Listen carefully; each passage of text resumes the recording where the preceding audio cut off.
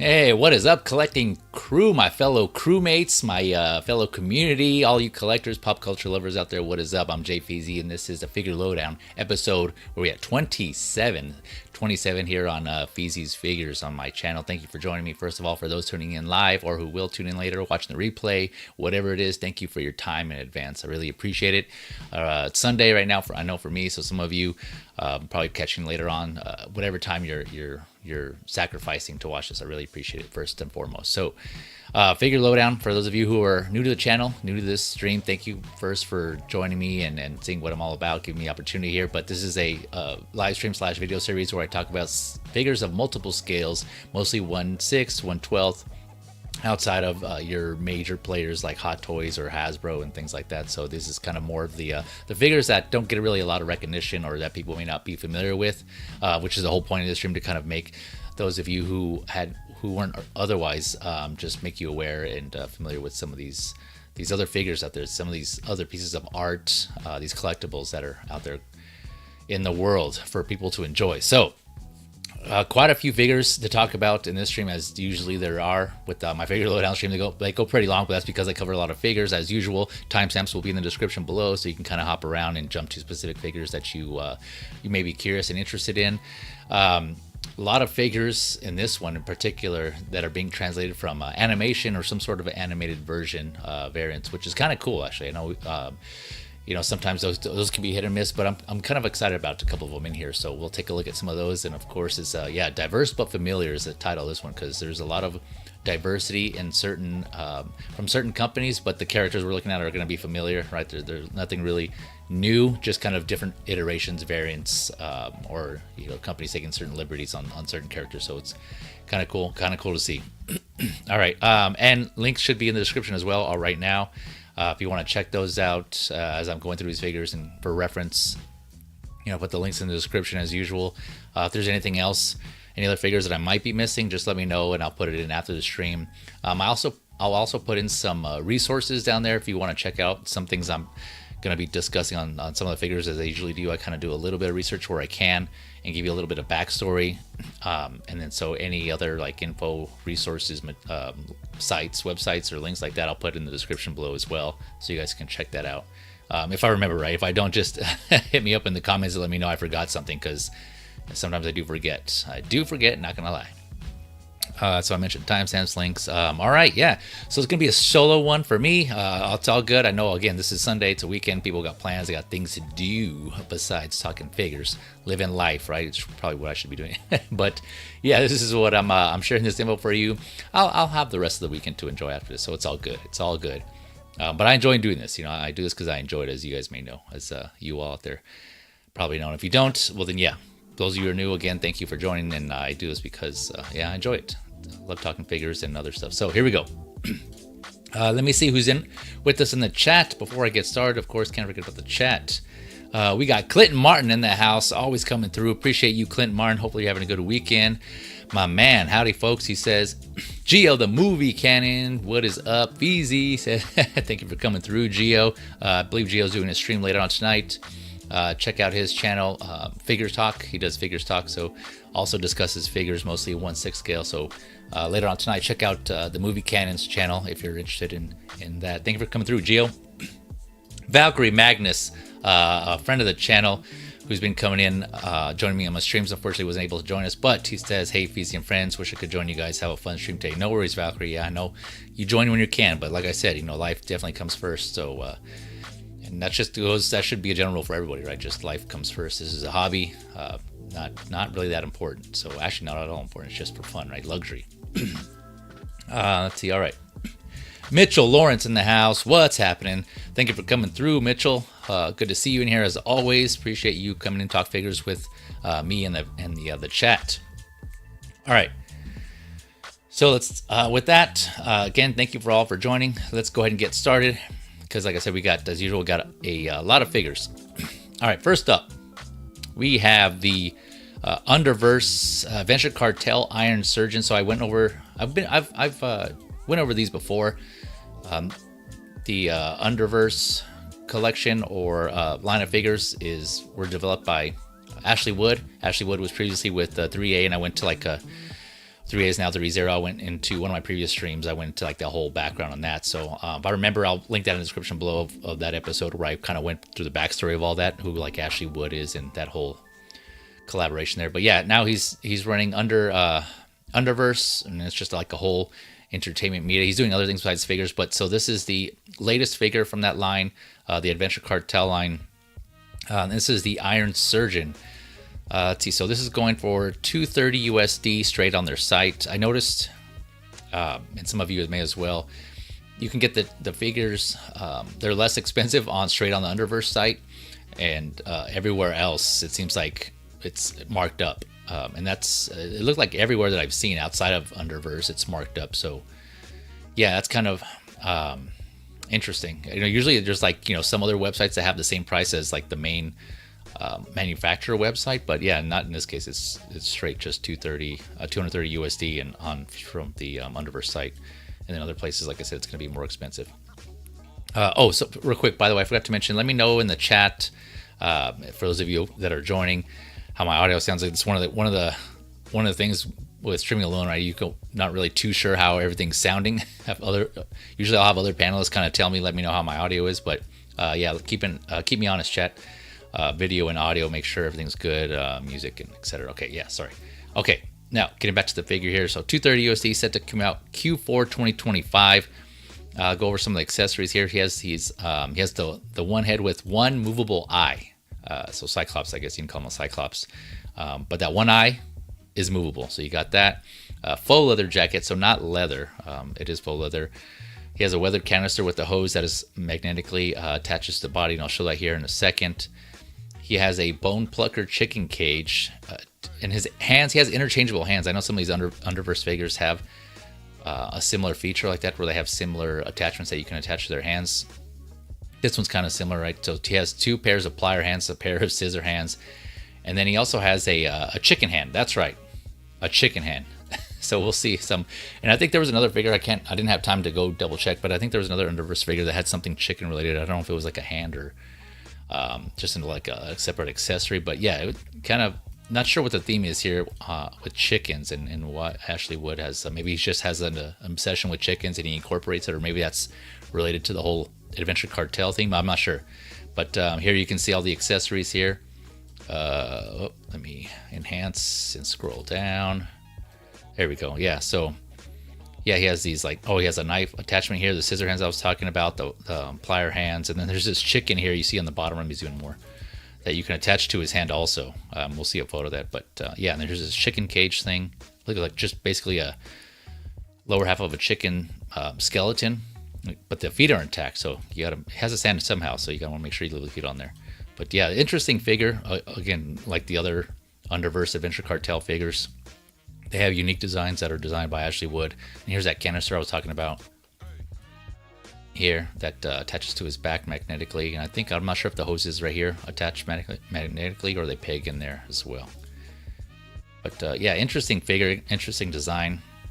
I do have, I think I have one or two specifically from like the Underverse Adventure Cartel line, and then some others from the Beautiful Chemistry line, which we'll look at here after this figure here. But yeah, kind of unique. It's kind of hard to make out, right? I'm sure in the thumbnail a lot of you are like, what the hell is that there that I had in the circle?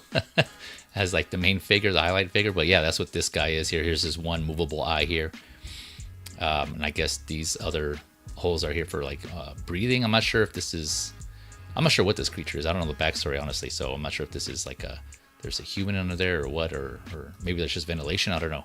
Air control. You want to make sure his temperature is regulated within. I'm not sure what those holes there are for. Laces, maybe. I don't know. Leave it to your imagination.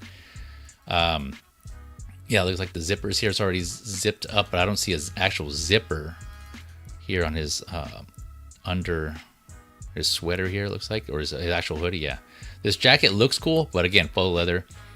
So yeah, longevity on that one's going to be questionable, or maybe non-existent. So you might have to treat it with some sort of chemical or something to keep it to keep up with it, maintenance, and kind of keep the longevity on there to have it last as long as possible. But yeah, interesting figure. I didn't really have much to say about that, but I just kind of wanted to share that again for those who may not have been aware, or those of you who are into the Ashley Wood Adventure Cartel line from Underverse. They're definitely some unique pieces. I'm sure if you have those, for anyone who has these displayed in their collection, they're going to grab some attention just because of how unique they look. And that's one of the things I appreciate about this line. It's just this is different, really different from a lot of other 6-scale figures out there. Right? This is making it stand out. The articulation is not the best. I mean, it's pretty basic on the ones that I have. The ankle, for instance, is kind of one of the downsides. I mean, you can see he has his boots on here, and it looks like they're flexible, but some of the other figures I have don't have a ankle side-to-side rocker or pivot. It's either, the type where it's either flexes forward or back, and then if you want to get the side-to-side, you have to rotate the whole shoe to kind of like a hinge, right? A ball joint with the hinge type of thing, but I don't know if you can do that with this one here, because obviously it's all one piece to boot, and so again, some of the other figures are like that as well. And here's a photo with the top, the upper, the jacket and stuff off. This is what the body looks like, which is actually pretty cool. I think this was a custom body that if I saw correctly in the description. Let me go back. So they made specifically for this figure. It said custom UV body, UV being Underverse. And so, yeah, and this is kind of pretty apparent, right? If you look at it, because typically general figure bodies are just either all like white or an off-white or a beige or something. But here you can see they actually painted it. So, kudos to them for actually making a custom body here and actually painting it underneath.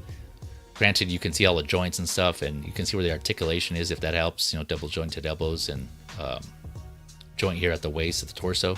But still, it's pretty well painted. Has all this kind of like rust look to it, like if he was a robot or an android, or no, or cyborg, I should say. Not probably more like an android or some sort of robot. I don't know. Again, I don't know the backstory, but it does look cool. Yeah. So if you wanted to display it without the jacket or the hood, you got that option as well there. And it looks like the canister in the back, the canister and the hose is still attached to his back, so that's kind of cool there. On his neck has all these like ridges, like this accordion-like shape to it. Yeah, cool looking figure. Here's a close-up of the chicken cage. Again, yeah, I don't know what the purpose of this is, what the point is. I don't know what's kind of an artistic piece itself, though. It's kind of one of those things you would see like in a modern art type museum. There's kind of like a abstract type of piece that sells for like thousands of dollars. People just putting random things together, and bam, there you go. But yeah, this could be a standout piece on its own. It can be a topic of discussion, right? You just have this chicken cage on your coffee table. I'm sure that'll spark a lot of conversation and questions. Like, for one, why the hell do you have that on your kitchen table? And why is it not on the coffee table? And why is it not on the kitchen table? But yeah, now I'm wondering also if you can put that attachable chicken hand in that cage. I haven't seen a picture of it. I'm pretty sure you can, right? It'll probably just stand up there. But what I'm saying is I don't know if it's like meant to go in there. Or if you can even open that cage door. I'm just now thinking about that. If you can put stuff inside. Yeah, I'm not sure.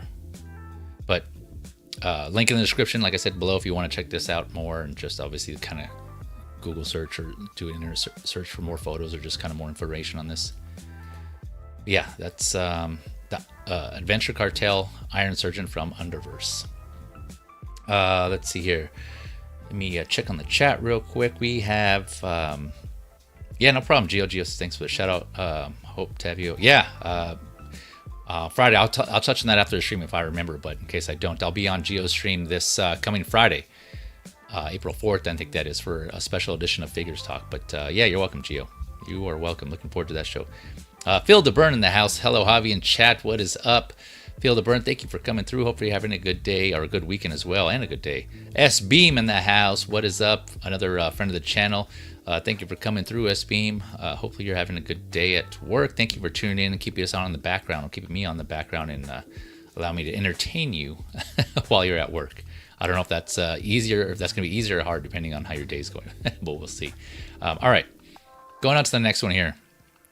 Next figure, sticking with Underverse, but this is in their sub line of Beautiful Chemistry. Like I mentioned, this is the 7 series number 2 Monica. So usually I've noticed like some of their figures have like their own, separate waves or lines within Beautiful Chemistry. And so far they haven't been. No, there's one case where that's kind of, there's a couple of figures in one line, but this is like another separate one. And again, I've touched on what Beautiful Chemistry is. That's kind of Ashley Wood or Underverse's, their kind of collaboration line where they've kind of hired artists or are collaborating with certain artists out there in pop culture who have their own art form in one thing or another, either like in drawings or animation or illustrations or books or things like that. Some of them I'm not too familiar with. Actually, a lot of them I wasn't familiar with until I started getting into this line. But they started off with 4 artists, and we'll take a look at all the artists they have so far. But this is their newest artist that they're collaborating with.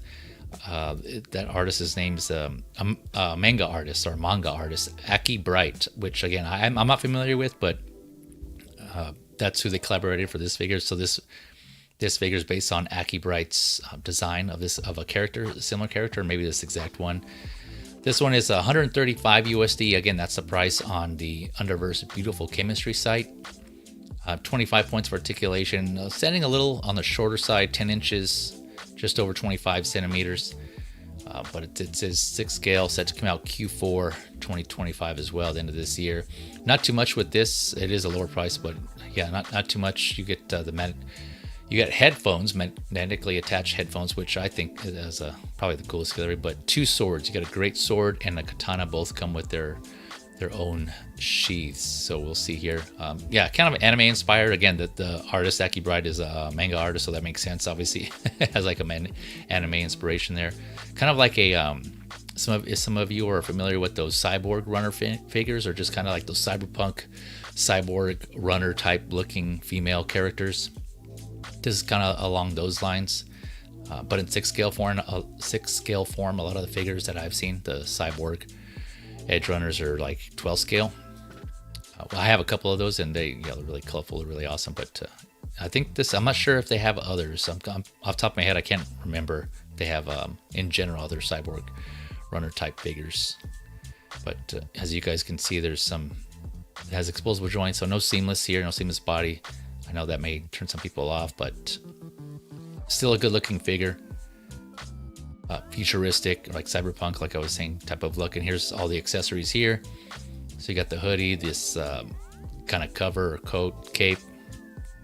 Take your pick, whatever you want to call it, here on the bottom right. And then, like I said, the great sword and her katana. And then she does come with another hand. Yeah, so very minimal accessories here. So she has these 2 hands on her, the robotic arm, and then her human hand, and then another open hand. So 3 hands total, it looks like. But yeah, here's a close-up of the face. I think it looks good. Again, comparing to the translation from one of the figures I mentioned at the beginning, translating from an animation to a figure form. I think they pulled it off just based on the few images I've seen of Aki Bright's artwork. No, but this looks cool. This whole theme, I'm all about. Kind of mech / cyborg, android looking figure, futuristic. It looks really cool. I like the aesthetic. This, though, I'm gonna pass on personally, just because like I said, I already have a couple of cyborg runner type figures in 12 scale, and I think those are more colorful. This has all of a more like black grayish tone to it. But yeah, for those of you who are looking for something similar in 6 scale, this could be a good option here. Again, the price is 135 USD, so not bad on the price. Again, that was straight from Underverse Beautiful Chemistry, though. So yeah, I mentioned this is Beautiful Chemistry is based on artists, right? That Ashley Wood hiring or taking on I don't know if he's commissioning or just hiring for these specific projects or doing a collaboration. But so if you go to uvbc.com, that's Underverse Beautiful Chemistry, uvbc.com, you can kind of see here if you go to all the artists he has so far. And again, these are figures that I've covered before in previous figure lowdowns. So if you kind of do a search on my channel, you can see some of these other figures. Katsuya Terada, Zine Chen. I have a couple of figures from this artist here, including this Exorcist. I forget her name. Just say Exorcist JJ, I think her name is. Pretty colorful, pretty bright. It has like the hot pink and the turquoise colors. It really pops on the shelf. I think I've showed that on some previous streams. There's this one figure here with the fossil Tyrannosaurus, the Tyrannosaurus skull, or sorry, Triceratops skull helmet looking thing there, pretty unique. And then 127. That's another artist, Intai. Sorry if I'm butchering that name. Intai Ryu. It's another artist. And then down here you can see there's another few more artists, including Aki Bright, who we just went over here, and then Nicholas Nimiri. Again, sorry if I'm butchering that name, but this is the White Tiger that I went over before from the Ruthless Blade short film. I believe that was Chinese web animation. I'm trying to going off of my memory here, but yeah, this one I got, this White Tiger. This one was pretty awesome. Again, the articulation's it doesn't have the most articulated articulation points compared to other figures, but it looks awesome. It's an awesome figure, yeah. So yeah, if you're interested and you want to read up more on these artists, again, uvbc.com. I'll put that in the link in the description below if I remember. But yeah, a lot of cool stuff here. I do have, like I said, a few of these figures just because of their artistic nature, and they're based on some of the artwork from these artists here. So really cool, really cool pieces to have, I think. But I know they're not going to be for everybody. But again, unique figures to kind of break that some of the common characters that we see out in the 1/6 scale community in the mainstream, I should say. But that was 7 series or 7. Let me see. Sorry, 7 series number 2, Monica from Beautiful Chemistry here. Let me take a look at the chat. We got SpongeBob SquareBalls in the house. Thank you for joining us, Classy Thomas. Hopefully you're doing well, sir. Thank you for coming through. Hi, Feezy says. Thanks for sharing or talking figures with us, Thomas, and joining us here in the stream. We're already about 2. This is the second figure we're going in, so you caught us just at the beginning. So we're just starting off. But hopefully you're having a good day, Thomas. Hopefully you're having a good day. All right, going on to the next figure. Make sure I'm not missing anything here. Yeah, okay. All right, next figure, female fighter, translated from another anime that you all may be familiar with. It may not make sense at first, but this is the Artisan Studio Company, The Robot, that I've seen it titled or labeled. I've also seen it labeled Blonde Android, I think. So it's one of those, The Robot or Blonde Android. Artisan Studio, and this is, if you can't tell already, this is inspired by Android 18 from Dragon Ball Z. I'm a big Dragon Ball Z fan. Yeah, and so when I saw this, I was really on the fence about this, but after thinking about potential figures and what the other figures this company has done, or the one other one, I was sold on this one. So yeah, I'm looking forward to getting this one. So this is Artisan Studio, The Robot. Again, ranges about $203 to $244 USD, set to come out the end of this year, also Q4 2025. So this figure comes with the head sculpt, as you can see. We'll go through some other photos here in a minute, but the head sculpt with movable eyes, so it has movable eyes. Let's see here, 2 pairs of hands. Let's see, I probably should have broken these up. The clothing, of course, the belt is going to be genuine leather, it says, with the metal buckle. Her jean jacket there, which is obviously going to be removable. Her boots, which are magnetic, so kind of going on some of the similar features of companies starting to do magnetic bases, right? This is also one that's going to have her boots are magnetic, with the base being magnetic as well. So for those of you who prefer that over the stand, that'll be an option. And then there's some items here that aren't in the pictures, but then in the description I saw that they were included. So I don't know if they just weren't done yet, or they're still working on those. But one of those being, it says, I don't know if this is Qigong or Qui-Gong gun special effect part. I don't know if that's referring to her special move, but she's some sort of special effect part she's going to come with, and a Dragon Ball, which makes sense, right? Because hence the source material, what this is inspired by. So no photos of the Dragon Ball again, so I'm not sure what that's going to look like. And then it says there is like an early pre-order bonus. They call it Early Bird Fun Accessories. Again, no photos of these, but it's going to be a magnetic cool forest and a metal badge. So I'm not sure what those are going to look like, but I'm curious to see those. So there's quite a few things on here that are not pictured yet that are in the description. And then there's it also lists on some sites as a so the body with the chest replacement part. I'm curious to see what that's going to be. I don't know. I have some guesses, but I'll kind of hold out and see what that. I don't know if it's going to be like a battle damaged or what. But yeah, this is again supposed to be inspired by or based on Android 17, and this is 18. This is a realistic version, right? So Dragon Ball Z, for those of you, is an anime manga, and yeah, huge fan. I'm sure most of you have heard of Dragon Ball, but this is the second series of that franchise, and this was started off as a villain in that show, in that anime, and then later on became went to the good side, right, with the Z fighters. But yeah, this looks awesome. This looks really good. You can see there the what is this? Eight hands. Yeah, she had 8 hands. I think I mentioned that. Oh no, I don't think I only said 2, but it looks like she has 8 hands there. Yeah, and this looks really good. And there's the hands up close here. The reviews that I've seen of the previous figure, which I'll show here in a second, of the previous the figure they have released so far. Apparently, this is like a custom studio, this Artisan studio, or a custom company who makes custom figures. Yeah, that one they released so far looks really awesome. It looked really, really good. The consensus seemed pretty positive on the couple, like the 2 or 3 reviews I've seen on that previous figure that was released. And yeah, so this looks like it's gonna follow suit pretty well. It looks great. The tailoring looks great. Again, they're just taking liberties because this is a realistic interpretation of Android 18. So, and it has me curious to see what other Dragon Ball figures or Dragon Ball inspired figures they're going to do. They're working on this one and another one. And let me see here. Let me show. So the comparison here, for those of you that aren't familiar, here on the left, this is what Android 18 looks like in the Dragon Ball show, in the anime. There, or in the cartoon, as some of you may call it. So that's what she looks like in her interpretation there on the right, her realistic interpretation by Artisan Studio.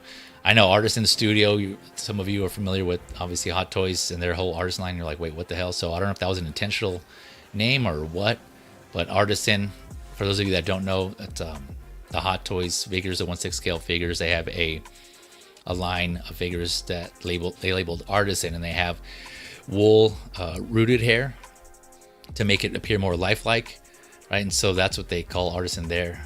But here, as you can see in these figures, they've all have sculpted hair. So yeah, it's kind of, and I mentioned before on Hot Talk on what Artisan's supposed to stand for, right? They're just Artisan, I'm paraphrasing here, by definition is like a skill or an expertise in like a certain skill set, like someone who has an expertise in a certain skill set. So maybe for them, they're just referring to the figures in general, because these figures look really good, and like the paint apps on these figures though look pretty good, again based on that one I've seen. So this is Android 18 here, and the figure I've been talking about and referencing here is Tao Pai Pai. I think that's how you say his name, from the original Dragon Ball series. When Goku, if you're familiar with Goku's one of the main characters in Dragon Ball, throughout Dragon Ball, when he was a kid, right? This is where it all started here with the first Dragon Ball series that came out a while ago. And something that I never watched or got into. I got into it. I started with Dragon Ball Z, but this was one of the main villains here in Dragon Ball. But yeah, comparing these two here, I need to bring up some other photos of this Tao Pai, because yeah, there's like the paint apps on this figure. This photo from like the far away shot doesn't do it justice, but if you go look at some of the reviews for this figure, this Tao Pai Pai, yeah, it's really amazing. Like the paint on the face, the head sculpt, and the paint on there, the hands, it looks great. It looks really good. And so now I'm and they have the same studio has a Master Roshi, again from Dragon Ball Z, for those of you who are familiar, the old guy with the glasses. They are, it looks like they're working on that, so that might be the next figure. All realistic interpretations of these figures. But yeah, really, really cool. Let me see here. Let me switch over here. Let me go here and then bring this back to stage. Oh, here we go. Wait, come on. What's going on here? Oh, so I got to remove this. Sorry. There we go. Okay. Yeah, so here's, again, switching figures. I know this is not the topic of discussion, but I just wanted to show you some of the work that this studio has done. And yeah, look at this. It just looks awesome. Again, take a look at the reviews and you can kind of judge for yourself, but really cool. Really cool. Yeah, this is, I guess this is like a deluxe version. He has multiple head sculpts, which is, again, kind of interesting because this Android 18 we were just looking at, she only comes with the one head sculpt. So yeah, not sure what is going on there. The body on this was kind of interesting on this Tao Pai Pai, where, you know, underneath it didn't seem like anything was seamless. I'm trying to go off of remember what I saw, but the arms here, they have interchangeable forearms that we see what some figures do. You can see here in the box, so it attaches up at the forearm, and it's all like seamless to there. And so I'm not sure why they, you know, for Android 18 here, they just opted for the swappable hands and not the forearm. So I mean, but I guess because she has long sleeves, that's probably why. Whereas, well, no, yeah, and because Tao Pai Pai has the sleeves rolled up, so his wrists are exposed there. So maybe that's why. So here it didn't, since her Android 18's wrists are covered from the long sleeve, that's probably why they did that. So yeah, I can see that. And she's normally seen like in this is her outfit, how she's seen. She's typically, she doesn't have her sleeves rolled up. She does have other costumes or outfits in the show, obviously, but this is how her typical, when people think of Android 18, this is what they think of her. So yeah, I'm stoked for this figure just because, again, I love Dragon Ball Z. I would have liked to seen some of the main characters, but it seems like they're doing the villains so far, well, minus, like I said, Master Roshi, who's a good guy, a good person on the good side, part of the Z Fighters team. But I'm curious to see if they're going to continue with the androids. So they are starting with Android 18 and then 17, who's the her male counterpart. He has black hair, but he was, you know, kind of, they were usually like a duo when they first appeared, and there's a bunch of other androids also. So I won't nerd out and go into the whole thing, but yeah, needless to say, there's other related like android figures in that show that I'm wondering if they're going to make, and if they do, I might be all in on getting all those android figures because yeah, they may look cool. This looks like it could be a cool line. Again, realistic interpretations, which we haven't seen in 1/6 figure form at all that I am aware of. So yeah, this is really cool for one that they're doing it, and not only are they doing it, they're doing great work. Pretty sure it's not licensed, again, because the naming, I don't see any of the logos, so hence why I was saying inspired by. But this looks great. I have this on. I ended up pulling the trigger and pre-ordering this because it seems like this is one of those companies that kind of makes figures that once they make them, that they won't. They only do like a certain number, because again, the Artisan Studio company seems like they're a custom company, a custom a toy company. So it is. I'm not sure. I don't really know anything else about them other than what I've seen so far. I put their link in the description to their Instagram. So if you want to check out all the photos they have so far and like some of the work that they've done, they've showed other work that they've done for. I'm guessing they're commissions. They're also doing a how sorry if I'm gonna butcher this here, how you Miyazaki. So I just know him as Miyazaki. That's all I've ever heard his name. But he's the Japanese animator behind the Studio Ghibli films, so like Spirited Away, My Neighbor Totoro. So those of you who are familiar with those, that animator of those films, they're making a figure of him, and they have those photos on their Instagram as well. So that one's looking really good also. So it's cool to see some of the they're doing some unique takes, either characters or just interpretations of figures that we've seen in animation form. So yeah, I'm really excited to see what other figures they're going to do in this line. So yeah, that is Artisan Studio, the robot, inspired by Android 18 on that one.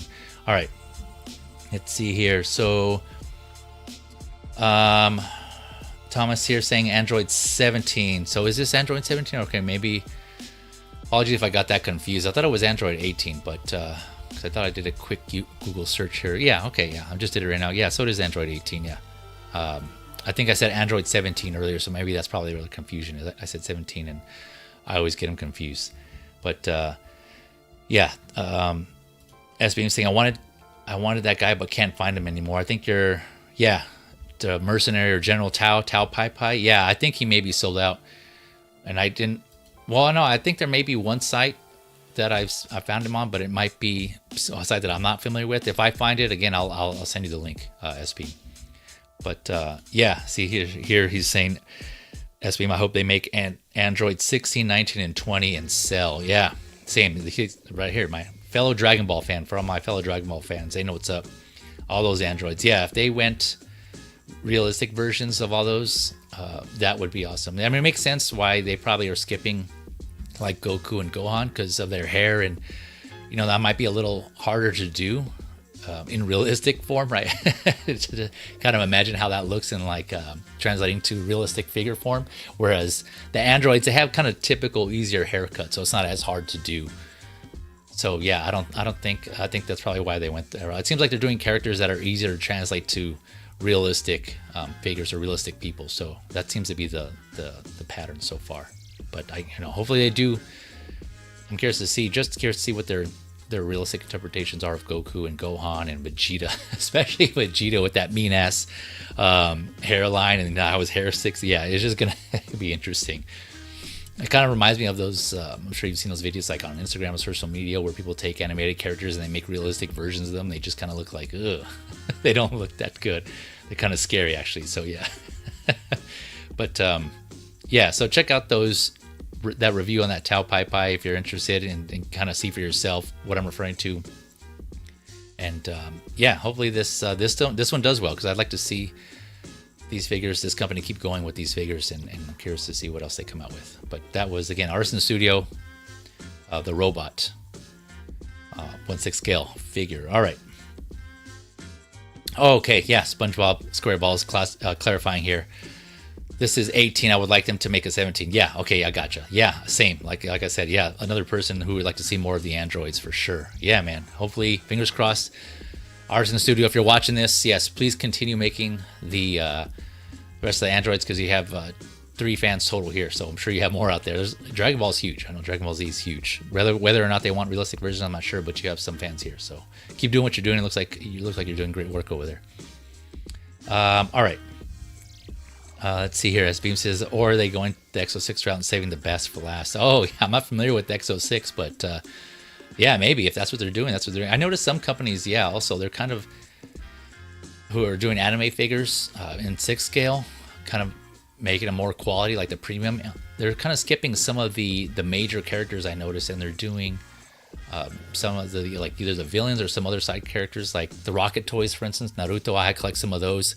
I noticed they're doing they did a lot of the villains first, with the exception of no, they just now started doing some of the ninjas on the good side, the good fighters, right? The good ninja, not the villains, the good guys. And they're just now coming out with those. But I think they initially started with doing. No, I'm wrong. Yeah, they did one. Yeah, no, yeah. There's just like, but obviously Naruto, the main star of the show, they haven't done yet. They haven't done Sasuke, so yeah. For those of you who know, you know. If you know, you know. But yeah. All right. Okay. Yeah, S-Beam's clarifying. Yeah, as Exo 6 does the Trek figures. Yeah, that I did know, but I didn't know like their whole how Exo 6 approaches their figures and their whole manufacturing process and what specific figures they do from what. So yeah. I'm sure all you Star Trek fans out there know. All right, going on to but thanks for clarifying, Beam, for those who may not know. Okay, going on to the next figure here, Sigma 1/6. Again, translating from animation, this time from a video game. This is Tunshi Studios. No, not the one, not Little Wayne Tunshi. This is a separate Tunshi studio, Samurai Shodown 2. This is, I skipped one. Nakoruru, I think is how you pronounce her name. I personally haven't I was never really big into Samurai Shodown. I played it casually here and there just because it was similar to Street Fighter. For those of you that aren't familiar, Samurai Shodown is a series of fighting games that had multiple iterations, kind of similar to Street Fighter, but this was kind of based on more characters that had weapons. Obviously, they're samurai, meant to be samurai, so they utilize weapons, but they had special moves and things like that. And it was a 2D side-scrolling fighter, and made by SNK. So SNK did a lot of different games and 2D kind of sprite-related games. I'm sure you've seen their arcade cabinets where the SNK games, and they had multiple games that you can select on them. But I'll touch on that here in a little bit. So this is Nakoruru. I think that's how you pronounce her name. Apologize to all the Samurai Shodown fans out there, and I'm butchering her name, but this is going for 200 to 305 USD. Again, a little on the shorter side of 6 scale. That's probably, I'm guessing that's accurate to her character height, but she's just over 10 inches or about 26 centimeters. Also set to come out the end of this year, Q3, Q4 of 2025. And these are licensed. So these Samurai Shodown figures I'm going to be discussing are licensed by Tunshi Studios. So this comes with 2 head sculpts. You can see here there's like an open mouth, somewhat semi-yelling sculpt, and then a closed mouth. Both have rolling eyes. So again, figures with rolling eyes, which awesome to see being implemented more and more now throughout 6 scale figures and 12 scale figures. We're seeing 12 scale figures with those as well. 4 pairs of interchangeable hands with seamless arms. So Tunshi Studios has released previous 6 scale figures of females, and those are seamless. So that's kind of cool to see. I believe they're using TB League bodies for these figures. So yeah, they're going to have seamless arms. I'm not sure about their legs though. I don't have any 6 scale Tunshi Studio female figures, so I'm not sure if the legs are, but let me know in the comments from the chat if those are seamless as well, or if it's just the arms. She does come with a metal sword, her metal knife, sword effect, and then 2 hawks. So those are the hawk that she uses in the game. I don't know if this is the hawk's name or if this is like just the translation of the word is Mamahaha. So she comes with 2 different versions of the hawk. One with like kind of open spread wings, and one kind of with like curling wings that you can see here in this photo. And we'll look at other photos as well. And then then she comes with the base with a bracket for, I think for the hawk as well, or if not, just for her a waist grabber.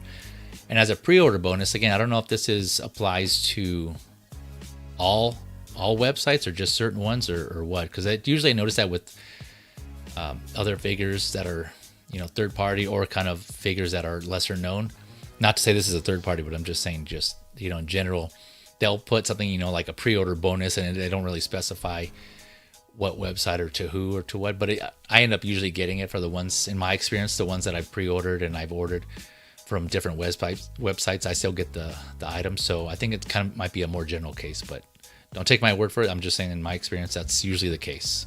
I would just read the description, and of course you can always just email whoever you're pre-ordering it from and ask them just to make sure. Better safe than sorry, right?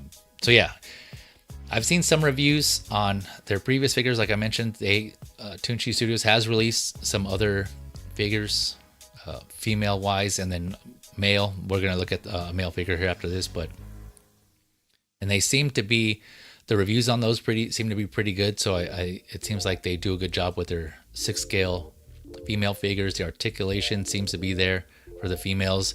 The tailoring seems to be pretty good. It looks like some of the clothes on the other figures and the other reviews I've seen have wires in them, so they could be, this one could be wired, and it looks like it is from these photos, right? You can see right here, kind of down below, it looks like there could be like a wire in there, giving this kind of like wind effect here. But this, it looks cool. Again, I'm not a Samurai Shodown fan, but just again bringing it up for awareness for all you Samurai Shodown fans out there who are collecting these. They have released a couple of Samurai Shodown figures so far, males. So I'm pretty sure they've been male so far. So I think this is the first female for King of Fighters.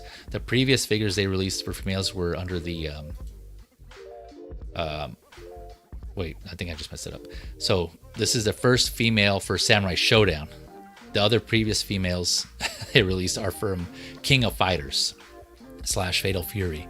Again, those are also SNK games. So it seems like they have a license to most of the SNK games, which is some really memorable classic games, right, from the 90s, around the time of Street Fighter. I was more into Street Fighter personally, so like I said, I never really played Samurai Shodown, but yeah, I know it has its fans. So really some really cool photos here. And yeah, that was it for Nakoruru, I think. Yeah, Nakoruru. Let's see, base with brackets. Okay, yeah. And so going on to the next one here, again, sticking with Samurai Shodown, same company, Tunshi Studios, from Samurai Shodown 2. This is the male figure I was talking about, Genjuro. I think that's how you pronounce his name, Genjuro. 180 to 300 USD, standing a little bit taller. So this is just over 12 inches or 31 centimeters ish. Also set to come out Q3, Q4 of this year, 2025. This one also has 2 head sculpts with rolling eyes, 5 pairs of hands. Let's see if I got that right. Yeah, 5 pairs of hands. Sword attack also, because I mentioned Samurai Shodown characters all have some sort of weapon, right? Hence the samurai aspect. So also made out of metal. So metal sword with the sword attack, a pipe, a bowl, his Hanafuda accessories, which are the playing cards you see here. So Hanafuda is the Japanese playing cards. So you can see those here. It comes with a few of those. I don't know if they're connected in sets or if they're all individual. It looked like they're individual in some of the shots here, but it comes with that. And then similar as a pre-order bonus, you can see here there's a Hanafuda like attack, because that's one of his attacks in the game, if I recall correctly. These are the cards that he throws, or he does something where this effect where they kind of all come out, kind of like Gambit. He doesn't throw them, but he has like some sort of like they kind of float around, and he like forces them with energy or something. I'm not too familiar, but he kind of throws them at people with his like telekinesis or something. I'm not sure. But yeah, they're projectiles. And so these on the bottom, these pre-order reservation bonuses are their charged effect looking accessory here. So all purple. That looks kind of cool. And then he also comes with a base that you can see up here. You can see he's holding his pipe here. I'm sure we'll see some more photos of those. So 2 different head sculpts here. One where he's kind of have like this smirk, and then one he's kind of a smirk, and then one where he's kind of grinning type of look. And the male figures I noticed, obviously, as you can see for those of you watching the stream, but for those who are just listening, the male figures that Tunshi Studios has done in 6 scale are not seamless. They are jointed, and they're single jointed at that. So you can see there's a single joint here. And that's kind of one of the cons that I've noticed on some of the reviews I've seen from their previously reviewed male figures, is that the articulation is not the best. But this is more of like the look, the tailoring, and the paint. It seems like is what kind of people praise, or collectors praise on people who get these figures. And yeah, just looking at these photos, they look pretty good. And some of the reviews of some of the other ones I've seen, those look pretty good as well. But yeah, just if you're interested and you're curious, just keep that in mind going in. The articulation may not be great on these, but this is kind of more of like just kind of something you want to pose like in a simple pose and just set up. The colors are bright on these, right? They're all pretty colorful, which are pretty true from their characters from the game, from what I remember. And also, I saw a review on one previous figure, I think the first from this line, Samurai Shodown 2, where someone was saying, one reviewer was saying that he couldn't pull off some of the poses that they showed in some of the photos for that one figure. Haomaru, I think that's how you say his name, the first figure. It's supposed to be like their Samurai Shodown's Ryu to Street Fighter. So like their main characters, like Haomaru. And some people were saying they couldn't get certain poses that they showed in the photo. So yeah, keep that in mind too. I don't know what's going on with that. I don't have any of these figures, but just something to be aware of. Just go check out some of those reviews and kind of judge for yourself and see what you think. But yeah, just something to keep in mind. I want to bring to your attention there. But this does look great. If their goal was to just capture the character straight from the game, I think they nailed that. Obviously has like anime and look to it. It looks like it has a slight butterfly joint here, but doesn't look, it may not have that much, or maybe just enough, because there's that one pose where he has his hands crossed with right here, this one. He's kind of looks like he's at least is able to cross his hands somewhat, so that's, you at least get that. That looks like a cool pose right there. So yeah, like I mentioned, they've already released two figures from Samurai Shodown prior. I think the first one came out in let me see, where was that? 2020, I think it was the first one. Or maybe I'm confused and stuff. Where's that? Or it might have been a couple of years ago. I'm not sure if it was 2020. It might be 2 or 3 years ago. What I do have, so Tunshi has also they have done. I mentioned they do SNK games. So some of you may remember that game Metal Slug. Again, it was like a side scroller, kind of 16-bit, looking like pixelated game, where you have a couple of guys, and in later iteration they introduce some females, soldiers or fighters, and they have it's kind of cartoony, but it was also somewhat like gory, because when you shoot people they go kind of exploding like this pixelated blood. But it was really cool. It was really fun. And I have those. They have those in 12 scale. So Tunshi Studios also does 12 scale figures, and those look really good, translated from the game in an animation form to figure form. Yeah, I think they did a really good job. And I have a lot of those. Those figures look really cool. Those also have cloth goods, which is awesome. So yeah, it's really cool. I didn't bring any photos here, but if you're interested, yeah, check out those Tunshi Studio Metal Slug figures. They did quite a few of them. They're pretty awesome. So yeah, those I like. That game I was really into, Metal Slug. They have multiple iterations as well. So yeah, this is again Tunshi Studios. This is Genjuro here. I can pronounce that correctly. And then Nakoruru, both from Samurai Shodown 2. So make sure I'm not forgetting anything here. Let me see what the chat thinks of these. Oh, and here's a sword effect that attaches to his sword here, his blade. Chat, where are we at here? P-Rock saying, I kind of want to get back into Storm again. Are you talking about Storm Collectibles? P-Rock, on that one, let me know. But thanks for coming through, P-Rock, man. Hopefully you're having a good weekend. I don't know if you're just kind of chilling, relaxing, enjoying it, gardening, or doing whatever, man. But hopefully you're doing your thing and having a good day, man. Thanks again for coming through. Let's see. Big Rib in the house. What is up, Big Rib? Thank you for coming through, my guy. Hopefully you're having a good weekend as well. Let's see here, saying, what up, fellow collectors? Appreciate you coming through, interacting with the chat as always, Big Rib. SBM saying no interest. Looks like a good figure though for those that want it. Yeah, for all you Samurai Shodown fans, again, it's good that some companies making these, because I don't think I've seen these in 1/6 form. I think Storm Collectibles. I think that's probably what P-Rock was referring to. I think Storm did those in well, quote unquote 12 scale Storm Collectibles. They're supposed to be 12 scale, but they're slightly taller. I think they're kind of more like 1/10, like 7-inch type of scale. They sound bigger than your typical 1/12 scale figures. But I know they did Mortal Kombat and Street Fighter, and those I collected, but I didn't. I don't have any of the Samurai Shodown from Storm either. So, but I think I remember seeing King of Fighters and Samurai Shodown from them as well. But again, don't quote me on that. I'll just do your research. So, all right. Let's see here. Going on to the next one. All right. Still sticking with 6 scale. We have the Mondo Wolverine X-Men from X-Men 97. This is the Pryde of X-Men variant or version. This is a WonderCon exclusive, which is still going on. I think it was started this weekend. I think it might still be going on, WonderCon, along with Toylanta. So those two conventions are going on right now, I believe, if they're not already over. But going on this weekend, of March. Where are we at? March 30th. Man, March is almost over. Damn, already getting through Q1 of 2025. Holy shit. Yeah. Okay. So, anyways, X-Men 97 Wolverine. This is the brown suit, of course. This is the I don't want to say when, for those of you who haven't seen it. I don't like no spoilers, but this suit does make an appearance in the show, which was awesome, by the way. 245 USD. This is again Mondo exclusive, limited to 1,000 units.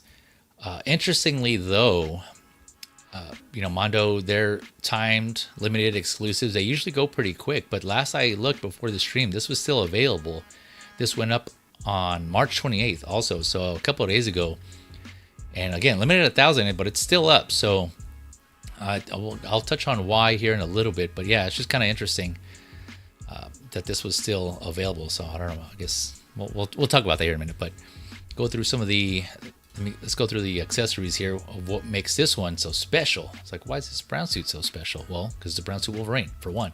For two, he has, let's see here. Let's count them.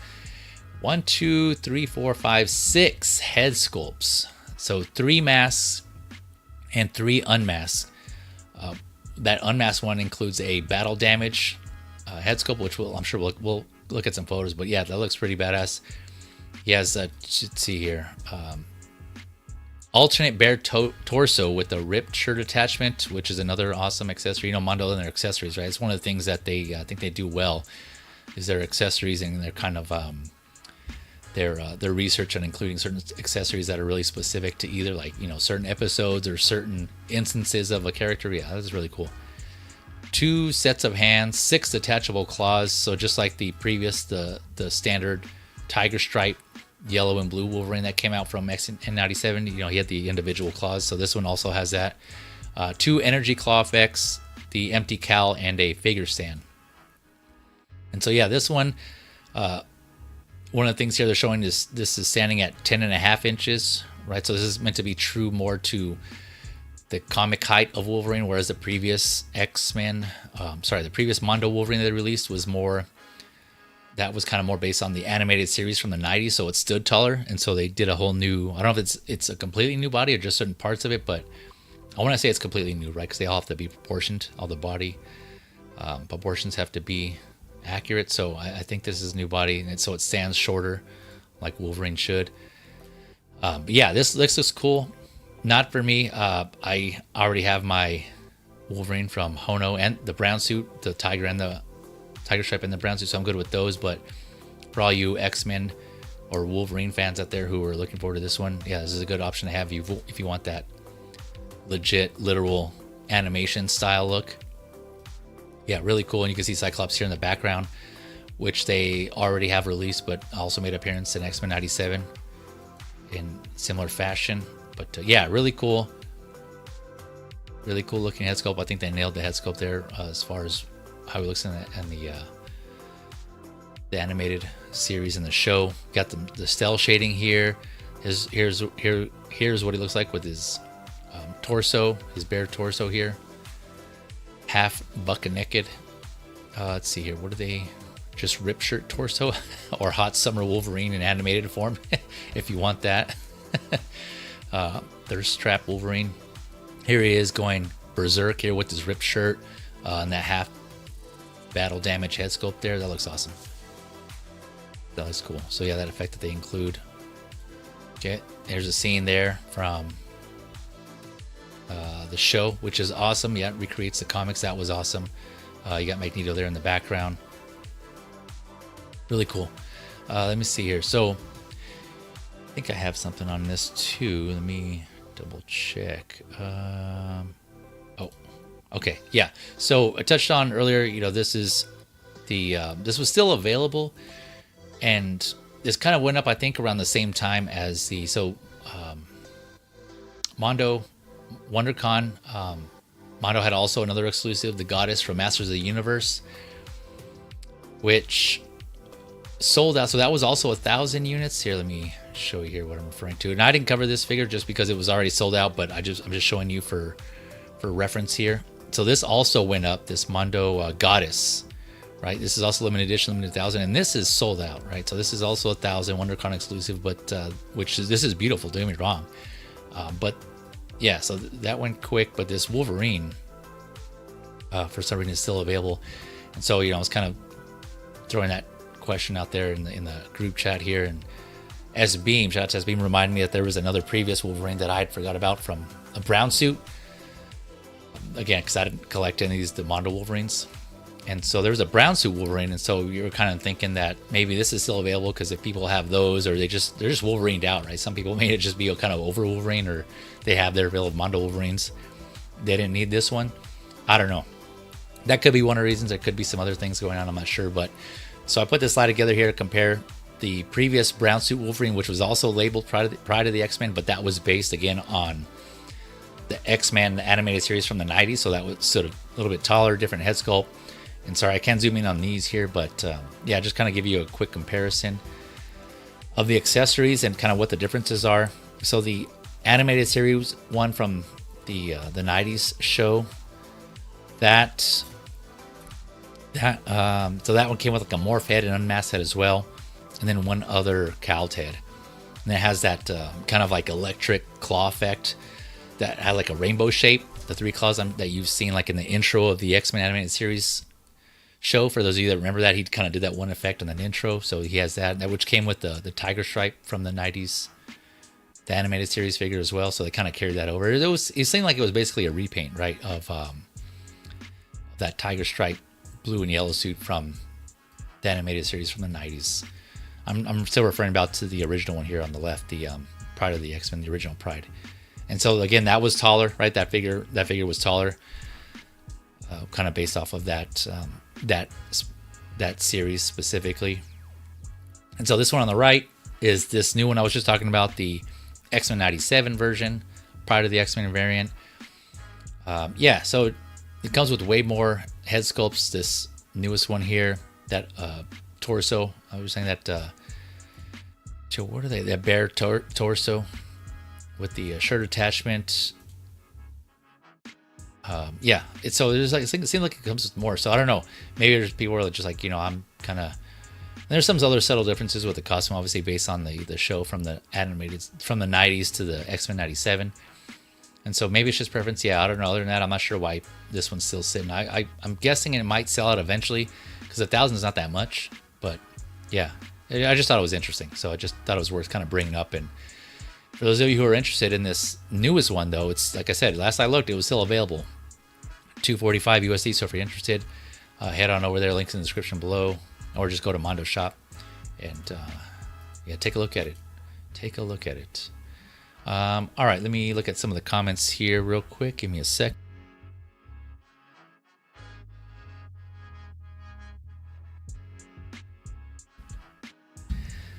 All right, Danny Lee in the house. I'm off mute, right? Yeah, Danny Lee, what is up, man? Thank you for coming through. Yeah, it's been a minute. Appreciate you coming through, Danny. Yeah, I was actually thinking about you the other day. I was like, man, I wonder how's Danny doing. I was going to reach out. I was prepping for the stream. But yeah, man, thanks for coming through. Hopefully you're doing well.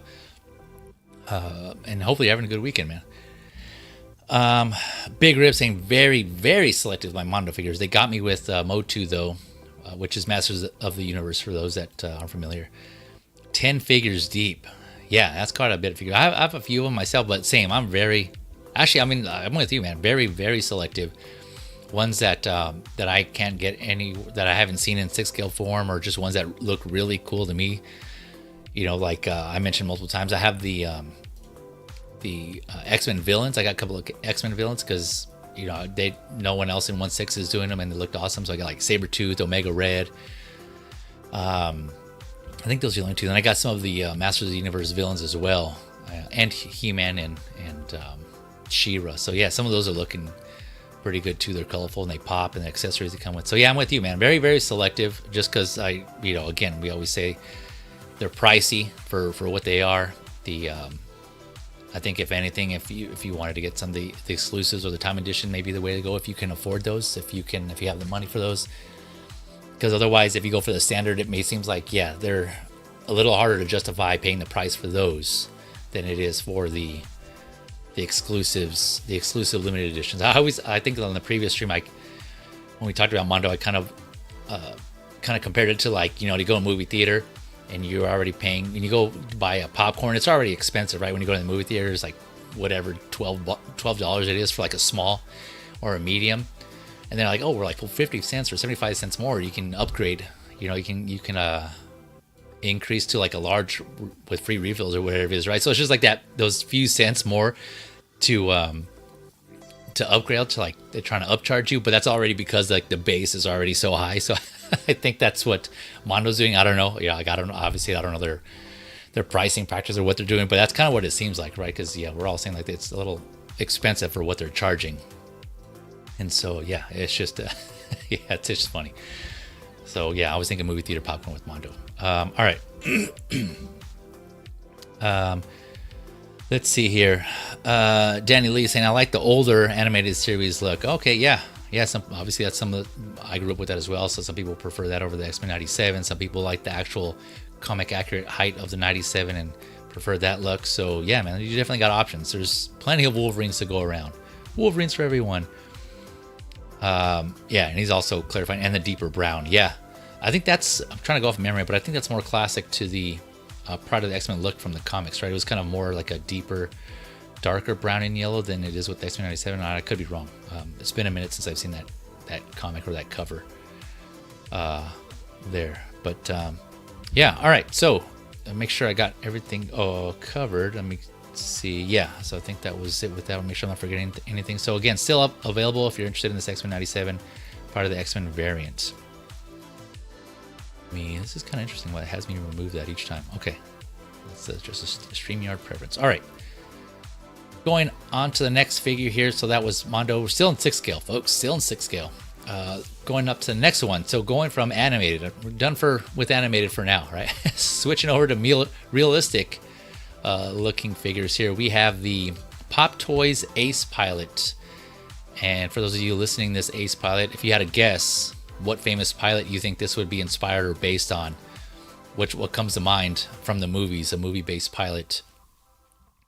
And if you guessed it, yep, that was Maverick, inspired by Maverick from Top Gun. And so you have no shortage of figures, third-party figures inspired by Maverick, right? Because I've seen quite a few, just crossing like the Facebook posts and just following all that news in that community. There's quite a few of them. So all of you Top Gun fans out there have no shortage of Maverick-inspired figures. So this is yet another set, again, done by Pop Toys. This is the Ace Pilot. So it's 3 different versions for this one, 3 different suits, all reflecting the suits that he wore in. So this is from the original Top Gun, not Top Gun Maverick, but obviously the character in there is his cosign is Maverick as a pilot. So that's why I was saying that. But yeah, so this is, we're looking at here first, the uniform version, which ranges from 134 to 183 USD. And we'll kind of scroll through some of these pictures and I'll go over the accessories here. This is obviously in his white naval class. I forget what the actual label is, but his uniform is like formal fitting, all white suit. The all white uniform, I should say. Okay, here we go. All right, so he has 3 pairs of hands. It looks like his cap, of course, his jacket, the long sleeve, his whole uniform, white leather shoes. So it does say leather shoes in the description, which I don't doubt. His sunglasses, his service ribbons which are all attached. I'm curious if those are glued or magnetized or pinned or what. Typically, like realistically, those ribbons are kind of like, they have like a pin that you kind of like a typical pin that you pin through in through the shirt and kind of out, and you clasp it, you attach to the back. At least that's how it was when I was in the military. That's what we had there. His badge, and then a figure stand. And so yeah, I do have a couple of figures from Pop Toys, and they're actually pretty good. They do the figure. It feels pretty premium to be honest. I mean, not gonna lie. Now, whether some of you may agree with the head sculpt or not, and how I think I see Tom Cruise, I see what they're going for. It may not be 100%, based on these photos here and these prototypes, but they're pretty close. I have one that was based on or inspired by John Wick, the Pop Toys God Killer, they called it, and that one looks pretty good. The suit on that one looks pretty good. That one was an exception. I usually don't get figures that are just kind of suits like that, but it was John Wick and it was a third-party figure, and so it was a lower price. Obviously, it was unlicensed, and so for the money, it was pretty good of what I paid, I think. So if you're curious, you can look that one up as well. But here they're doing this Ace Pilot, and this looks pretty good. So all that to say, the couple I do have the Ruthless Blade one as well. That was more of a collaboration with JPT Studio, I think it was, and Pop Toys, but they use pretty good quality materials, like leather and die cast where it's necessary. The quality of the clothes and the tailoring feels good to me. I'm not one to kind of nitpick proportions or things like that. That's just, that stuff doesn't really bother me unless it's exaggeratingly off. But so I couldn't really comment on the proportions or how accurate the clothing fit, but it looked good to me, in my opinion, based on the few that I have. And this one here, these look good to me also. So I know some may say like maybe the sleeves might be too long, or the jacket, the coat might be too long, or I don't know. And again, to each your own. We all have an idea of what we're okay with, what we're willing to tolerate, what we're not. But this looks like a good looking figure to me overall. So this is the uniform version, right? And then next up, we have the flight jacket edition here, or the flight jacket version. And this is, or the jacket version, I think they just call it. And so this is going for 145 to 192 USD. And this one, again, has the same amount of hands. Looks like, if not the same hands. So 3 pairs of hands. The glasses, again, I think they're the same glasses. I'm kind of looking back and forth here. Just to, yeah, it looked like, I mean, it would make sense, right? Because I'm pretty sure he uses the same glasses throughout there. His aviators. Let's see here. So his glasses, leather jacket. Again, it's real leather. So, as Pop Toys usually does, like I said, they usually use quality materials with their stuff. So real leathers, white shirt underneath, the jeans, the belt, the boots. Although it doesn't say here in the description, at least from the website I got the description. It doesn't say leather boots. So, I don't know. Usually, again, I don't know if they're like made out of plastic or what, but I just noticed that now it doesn't say leather boots. It's just boots. But so yeah, just to be safe, I probably I wouldn't think they're leather just in case, but then I wouldn't be surprised if I were to personally get this and they were leather, because again, I know Pop Toys does a pretty good job with their clothing here. Also a badge and a figure stand. So we'll go through some of these. Again, to me, this looks good with the glasses on. I think that looks spot on, like Maverick or Pete Mitchell or what's supposed to be inspired by Pete Mitchell from the movie. And here's up close shot of the boots here. I don't know. It's kind of hard to tell. They kind of look like they could be plastic, but I don't know. Yeah, it could be tough. I'm not sure there. And then the jeans here, you can see the jeans seem pretty well stitched there on the bottom. They hemmed pretty nicely. Here's an up close photo of the jacket kind of going in. Yeah, that jacket, again, leather. You got the fur around the collar here. Aviator jacket. Yeah, this looks good with the patches. Again, I didn't go through and check the photo to compare it to the actual jacket to see if all these patches here on the jacket are accurate and they're supposed to be where they need to be. They're exactly located, like, millimeters or centimeters above the pockets and things like that. I mean, to me, it just looks like his flight jacket, and so I would be okay with it. But I know, again, some people have a preference where they want it to be accurate to the movie. So, and I get that. That some people get in this hobby for the accuracy, and they choose figures based on that, on whether accuracy is there or not. So I definitely understand. We all have our preferences. Here's some more patches here on the back. Again, I'm not sure if those are all accurate, but they look good to me. It looks like his aviator jacket here, zooming out. Yeah, see this photo right here. This looks good. The hair sculpt here on the top. It doesn't look bad. That looks somewhat plastic, but I think from a distance, when I zoom out, that looks pretty good. It kind of has like a wet look to it. It has that sheen, and yeah, this looks good to me. I'm personally not getting this because this is not a figure I feel like I would want to get. I like the movie, don't get me wrong. I mean, I love the movie. I own it on Blu-ray, but yeah, not one that I don't think a figure not I feel like I need to get.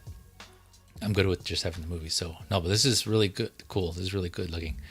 All right, and lastly, the third version. So that was the uniform, the jacket, and now going on to the flight suit version, or the flying suit, as I've seen it called in some posts here. Again, same amount of hands, right? That, I think that's kind of makes sense across all 3 versions. You have the same hands and the glasses. It looks like this one does come with a lot more because, again, it's the flight suit. So this one and it's going to cost more. So this is the most expensive one of the 3. This is going up for about 186 to 250 USD, and these are all set to come out in Q3 of this year, 2025. As of now, again, those are just estimates. With third parties, they're on their own schedule. They can pretty much do what they want because it's unlicensed. So as I mentioned before, that could be a pro or a con. I say let them cook. I know some people kind of get annoyed with how long some companies take, but as long as the figure comes out good, I don't mind waiting. I've seen some figures where it's paid off and others where it hasn't, but let them cook. I say let them cook. Let the chefs cook. Let's see. All right, so going back to this here flight suit version, he has his pistol with the holster there, safety straps, his anti-G suit, and his flight suit. So I just now noticed that. I'm wondering if that is related to the anti-G suit in the newest movie film, Top Gun Maverick. I know he had that in there, but I can't recall if he ever wore this in the original Top Gun. But regardless, he comes with it per the description. So if you want to go for both looks, it seems like you can. That's cool that they put that in there for that option, right? Let's see here. It's a white shirt also, his badge. Flight gloves. So he comes with a pair of flight gloves in addition to the hands. And then he also comes with some extended hands here that you can see. Let me see if I can, or some like open palm hands.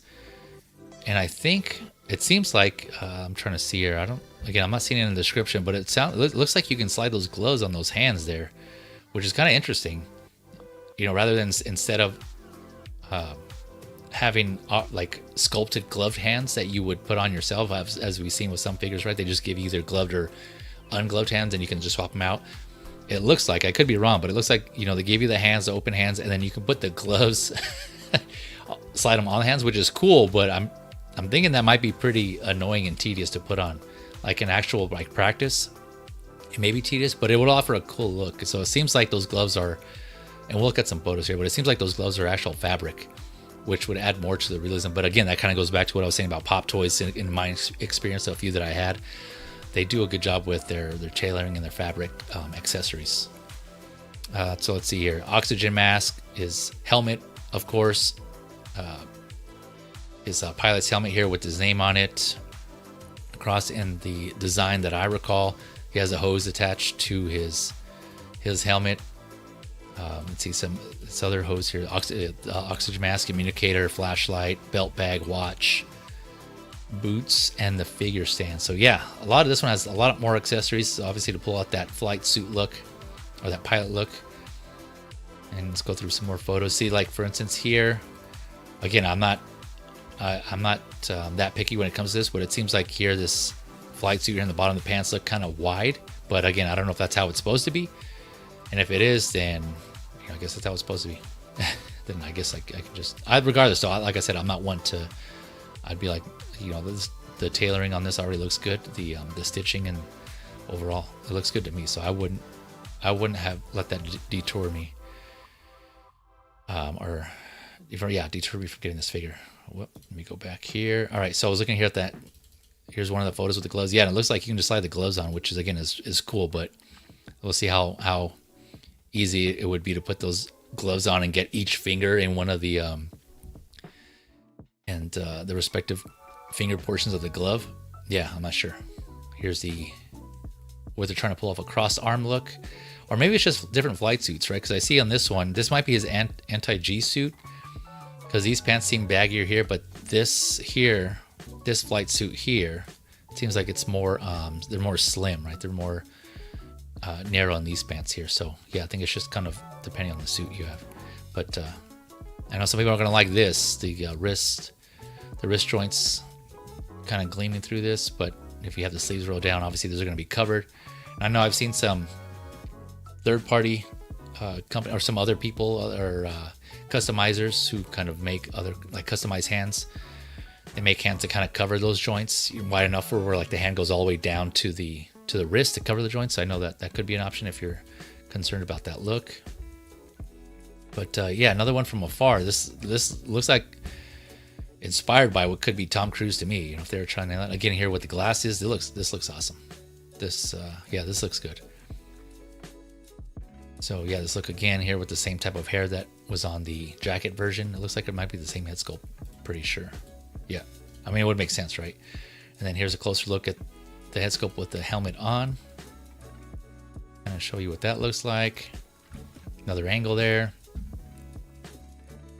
So yeah, see up close here without the glasses, yeah, it does look off, but you kind of, again, for the price and what you're paying, how well you want. Of course, we want it to be as accurate as possible and pay the cheapest across from any company, right?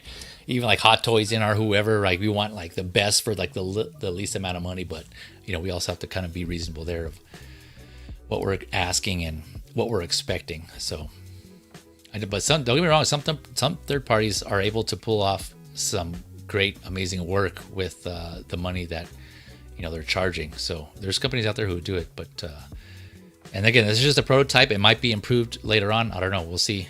I think it even says right here, like with all figure photos that come out, right here on the bottom, prototype shown, final product may be slightly different. And that's for all the figure, your accessories, or whatever clothing, or not just the head sculpt. So I know all companies have that disclaimer in there for all their figures. And so, just keep that in mind in general. The prototypes may not always come out as the final. That could be good or bad. It can go both ways. It can either be improved or it can come out slightly worse. So, but we'll see. No, overall, I mean, if you're just looking for a representation of Tom Cruise or Maverick, I should say. I don't want to say Tom Cruise. This is not Tom Cruise. Not Tom Cruise. So don't let anyone tell you otherwise. I don't want anyone to get in trouble here. But this is Ace Pilot. So anyone looking for an Ace Pilot to represent that character from that one pilot or that one jet movie that was famous in the 80s, then yeah, this is, I would say, this is a good representation, especially with the glasses on. That looks like that could be that character all the way. So that, yeah, that's just my opinion. But yeah, let me know what you think in the comments. Again, I didn't get time to go research the other figures that were inspired by Maverick or from those movies, so I'm not sure which one's the best out there or what other ones might be, have better accessories or whatever. I just know there's a lot of options for you to consider if you're looking for that representation. This appears to be a good one, so we'll see. Let me know in the comments or in the chat which one do you think is the best in your opinion of these figures inspired by Maverick. Let me address the chat here and see what they think. Great quality, says Danny Lee. Yeah, man, this looks good. I think you might be familiar with some of the Pop Toys, right? I can't remember if you said you had some Pop Toys 6 scale figures or not. Mitchell Lawrence saying the other Maverick figure was cool too. Let's see, which version would I get? I think that's a good question. I think it might be the uniform or the flight version. I'm leaning more towards the sorry, no, not the uniform. The jacket version or the pilot or flight suit version, like this look right here, what I have on screen. Because this is how I, when we think of the character that should, Maverick in my mind's eye, right? This is the look that I see for him.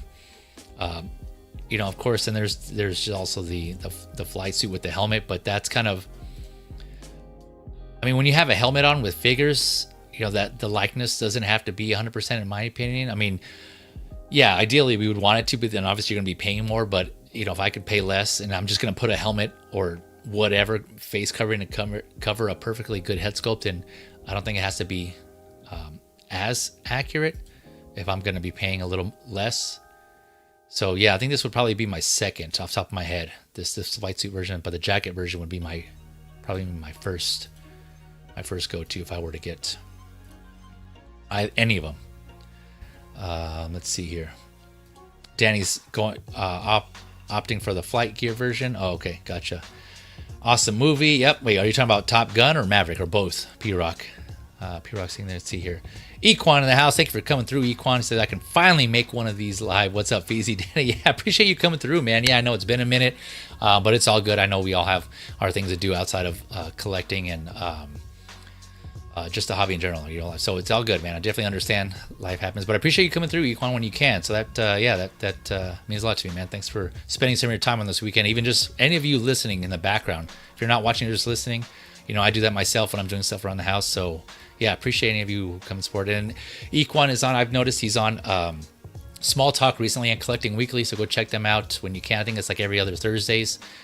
I catch those similar situation. I catch those replays when I can. So Equan's been on there along with Bad Fish and Sean on there. And the guys and Chris Porteous. Sorry if I mispronounced your last name, but yeah, all those guys are on there. Small Talk on Collecting Weekly. So be sure to check out their stuff if you're interested in that. A Small Talk, obviously referring to smaller 12 scale figures. All right. Let's see here. Yeah, he has my name, so I have to get Mitchell Lawrence saying, yeah. Honestly, when I saw that name, yeah, that's the first thing that popped in my head when I first saw your name in the chat, Mitchell Lawrence. I thought of, Pete Mitchell. So are you really going to get these figures, or do you have any, Mitchell Lawrence? And if not, which one are you going to get, if any? I'm guessing that this movie was just probably one of your go-tos, one of your favorites. Could be wrong. All right. Danny, sweet. Yeah, everyone saying what's up with each other. Yeah, I appreciate you all of you coming through and keeping the chat active. So yeah, Good looking, all of you, and engaging. Danny Lee saying Maverick cockpit scenes were so good. The sound effects of the turns and rolls. Yeah. Little tangent here, real quick. When I went to go see Top Gun Maverick in theaters, I saw it in D box. So that's Century Theaters, their version of like 4DX. Regal has 4DX, where not only the seats move, but I know Regal, they added like, the wind or the fan and like water sprays or whatever sense. But the D box for Century Theater is just the seats that move or vibrate, right? And so I saw Top Gun Maverick in that, and oh man, that was so awesome. All the plane scenes, like Danny was saying, in the cockpit scenes, you just like felt everything with it. Yeah, it was an experience. It was cool. I'm glad I experienced it that way. But I love the movie also. Yeah, great movie, Top Gun Maverick. So yeah. Okay, so that was the Pop Toys.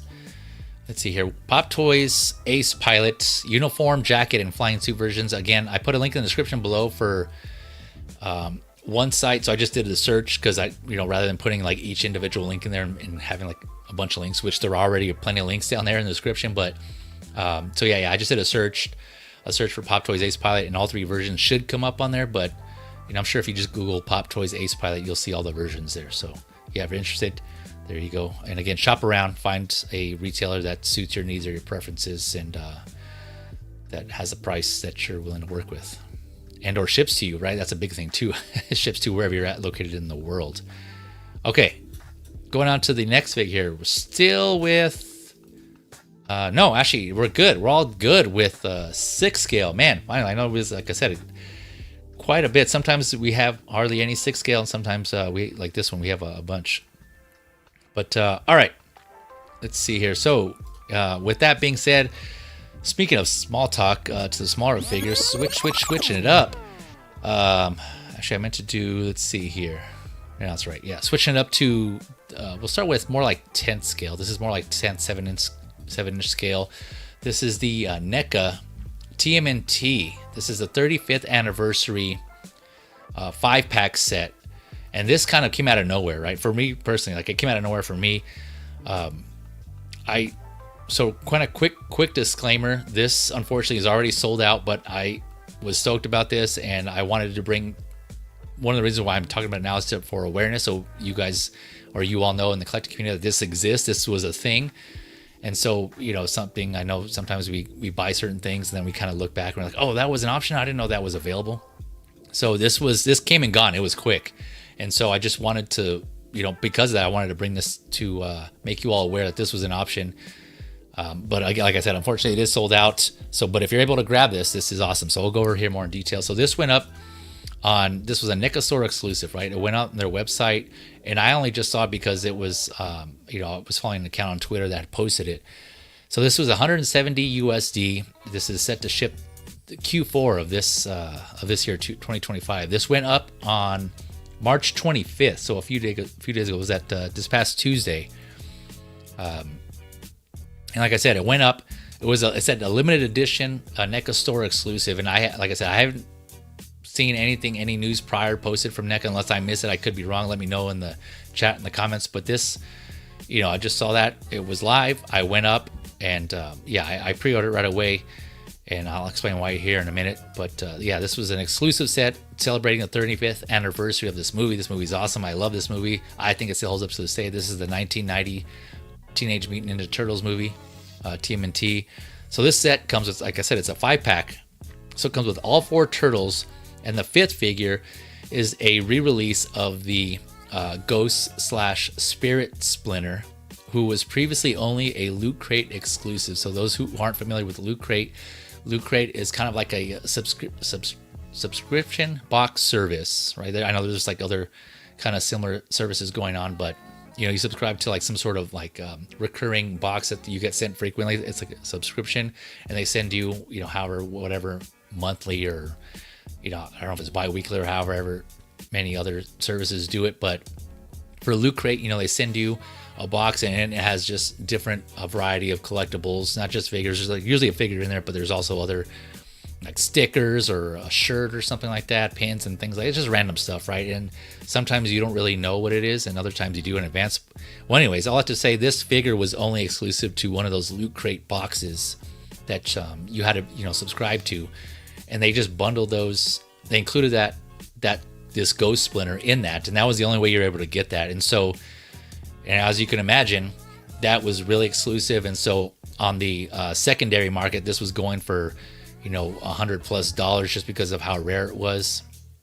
And so they are re-releasing it, but including it now in this special edition, another limited exclusive set to the NECA store. And so that's thrown in here with these figures, and it seems like it's just a repack. So from what I didn't have that figure initially, but it seems like from what I was reading in the reviews that they just took the same accessories in the figure and they just bundled it in here with the rest of the turtles. So now it's all in one pack. And so, I mean, I can see now, there's a double-edged sword, right? So for those who got the Loot Crate exclusive thinking that it was just exclusive and they bought it just for that, for all the exclusive collectors out there, like, oh yes, I have this, no one else has it. And those are, they're looking to kind of save it and hope it's worth money. I can see how they would be pissed at this. But then on the other side of it, for those who missed out or just weren't aware of it at the time, myself included, had another opportunity to get it. Granted, I know this came up and it was up and gone within a day. I don't know if it was like within hours. So not that many people were probably able to grab it, but at least, some people were that missed out before. Unfortunately, some of those might include scalpers, which sucks. So I don't know if you see this online on the secondary market shops. It might be going for a lot more now. So hopefully, if those of you who wanted this and were able to grab it. But again, it just seems like overall it's a repack within here. So they did say it's a re-release on NECA site, and I don't know previously if NECA stated that when they initially released that Ghost Spirit Splinter that it was only going to be exclusive to the Loot Crate, or it was just exclusive for that time being, or what. I didn't read the description on that because that was a while ago. So that was 2020. Yeah, so that's where I got that 2020 for earlier. But yeah, that was released in 2020, so about 5 years ago. So yeah, I don't know what the situation was with that. But anyways, I know it's a long explanation. All I have to say, it's repacked here, it's re-released. In addition to that Ghost Splinter and the other turtles, I'll go through some other photos here. We get the 3 backdrops. There are 3 backdrops that are included in this that are scenes from the movie that are also pretty good. That are actually pretty cool. You can see them here in the background. There's like the sewer backdrop, the farmhouse, and then like the city streets backdrop.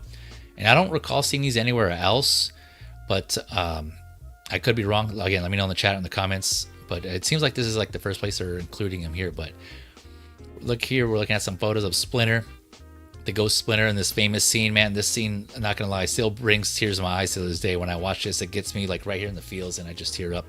Not gonna lie, not gonna even pretend. Grown ass man, yep. So this crying over turtle movie, but it like I said, it still holds up.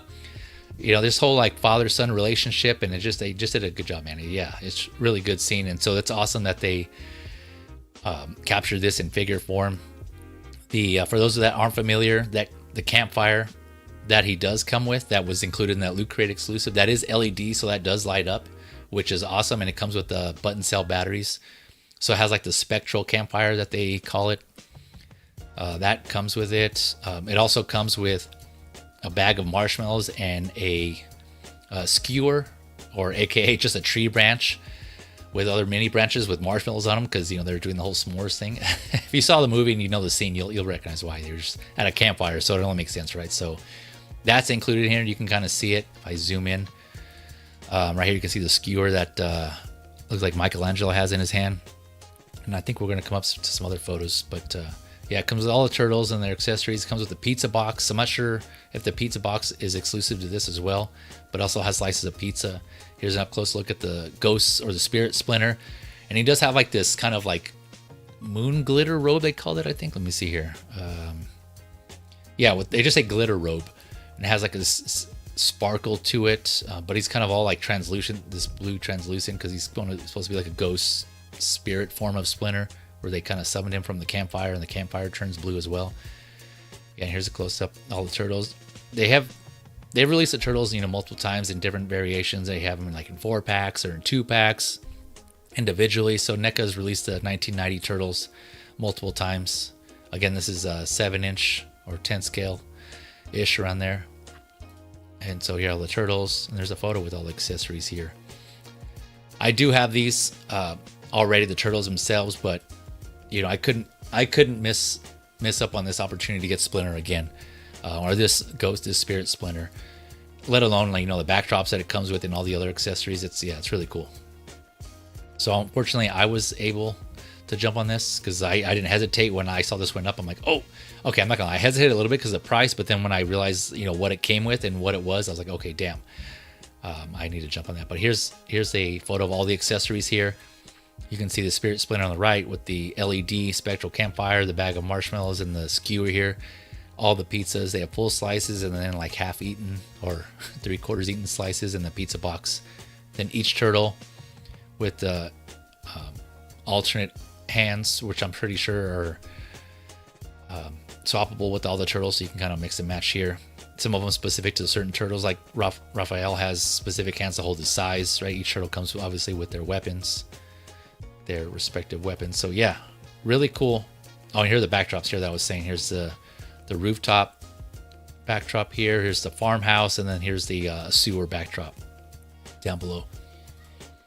So yeah, again, sorry, I'm not trying to rub this in again. I know it sucks for those of you who missed it, and we're like just now finding out about this and it's sold out. I know NECA's, you know, they do that with their exclusives.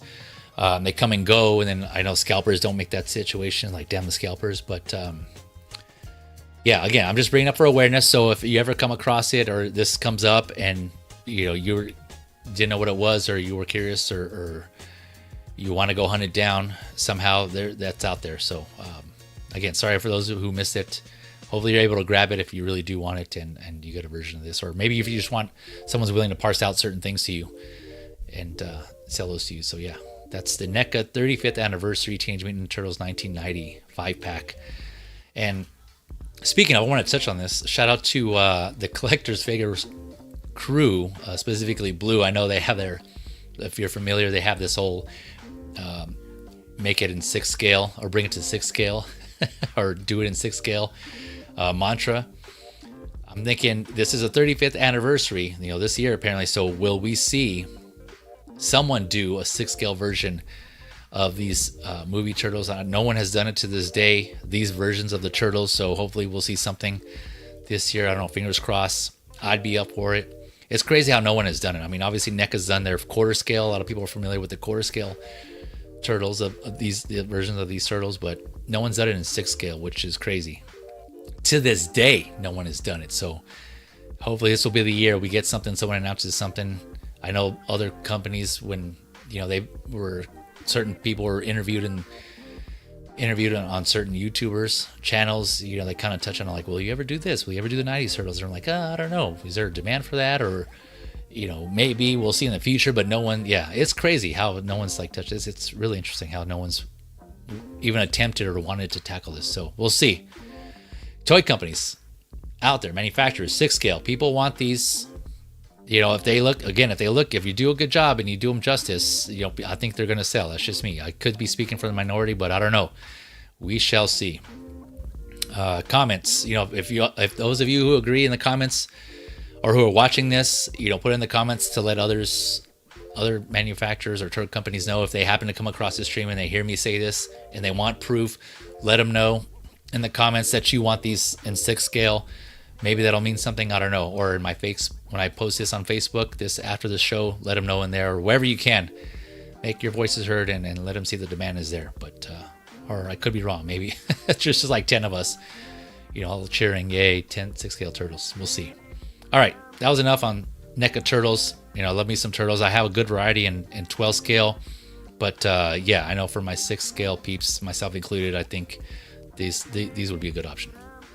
All right, now going on to another figure that, man, it's just like hit 12 scale by storm, man. People just were like engulfed in this everywhere they looked, including myself. They saw this figure, and all at once, there's just like tsunami of this figure came in on photos, reviews, and everything. And of course, I'm talking about the Inart Batman. Oh, actually, sorry, jumped the gun here. Let me address the chat real quick see if anyone had anything to say about the turtles. That was my bad. Going down here, NECA Mitchell Lawrence saying NECA should release the brothers separately. Yeah, I know they've done that a while ago. I don't know if they'll do it again, but they have before. I'm guessing you're talking about the turtles, right? When you say the brothers. Yes, beam, yeah, Turtle power. Yep, yes, sir. All right. Equan, yeah, reissuing exclusive grails is wild. Yep, I know a lot of people are going to be pissed about that, or probably already pissed about that.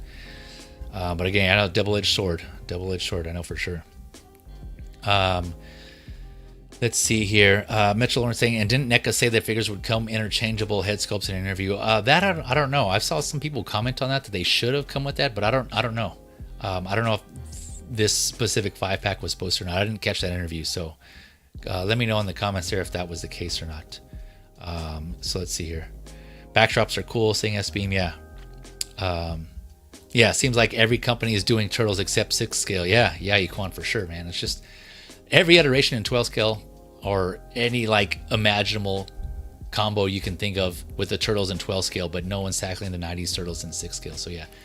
Sorry, I jumped the gun there. Yeah, now, okay. Inart Batman. This, again, 12 scale. This figure has come through, hit the 12 scale community by storm, and even infiltrated some 6 scale collectors. I've even seen some reviews, which is kind of weird, on 6 scale YouTubers, channels. They put this, they reviewed this figure and put it up. So I don't know if like Inart just sent it to them because they were big in the 6 scale community and they just had them review this. But it was kind of interesting to see some of the typical 6 scale YouTubers, reviewers review this 12 scale figure. But yeah, man. So I'm sure most of you who are interested already seen reviews of this, but I figured I'd just go over this general info or some little more details on this figure and kind of give her my thoughts and opinions based on the reviews that I've seen so far. I know I've covered this before, the previews that they had on display at certain conventions for this figure specifically, and some of the other Inart 112 scale figures that they have coming out. But yeah, this one was eagerly anticipated and it is up for pre-order. Still available, it is still around. Not available though in North America, and there's some other countries, but I know for all my fellow I don't want to say all my fellow United States collectors there. Yeah, they don't have the license to sell here in North America or in South America, I think, either in the Americas. So you have to go to the Asian retailers or somewhere outside of the U.S. to get this, where this is licensed. It's still pretty easily accessible though. So kind of like some of the other figures I touched on earlier. Then the 6 scale, some of those sites I mentioned or referenced, you can find this figure on those sites too. So they're up there. You take a look, like 1/6 Kid. I think I saw it on like 5K Toys Metaverse. Yeah, all those. It should be there. I get exactly which ones, but of course, links in the description below for one of those sites if you want to check that out. So we're looking here at the standard version.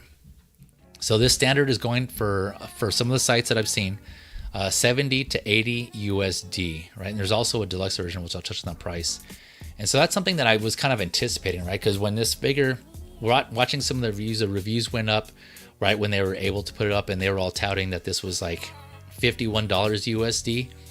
I think they said for the standard, which I'm not disagreeing with, but I think that was the price converted to US dollars in whatever local currency that they, I'm guessing China, right? If you convert the Chinese HKD to USD, that's probably what it was. I'm not sure, but that was really cheap. And a lot of people were saying like, wow, I can't believe it's that cheap, or, it's too good to be true.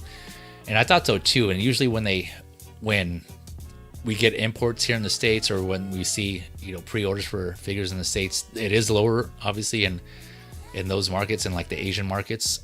But then when we get it here, there's usually like an upcharge, right? Because the whole import fees or things like that, or just what the retailers have to pay to get it and then sell it to us here in the States. So yeah, that ended up being the case. Again, all I have to say was they kept saying, I keep hearing like $50-ish or whatever, but it turns out now on some of these sites here, these reseller sites, it's $70 to $80 for the standard version.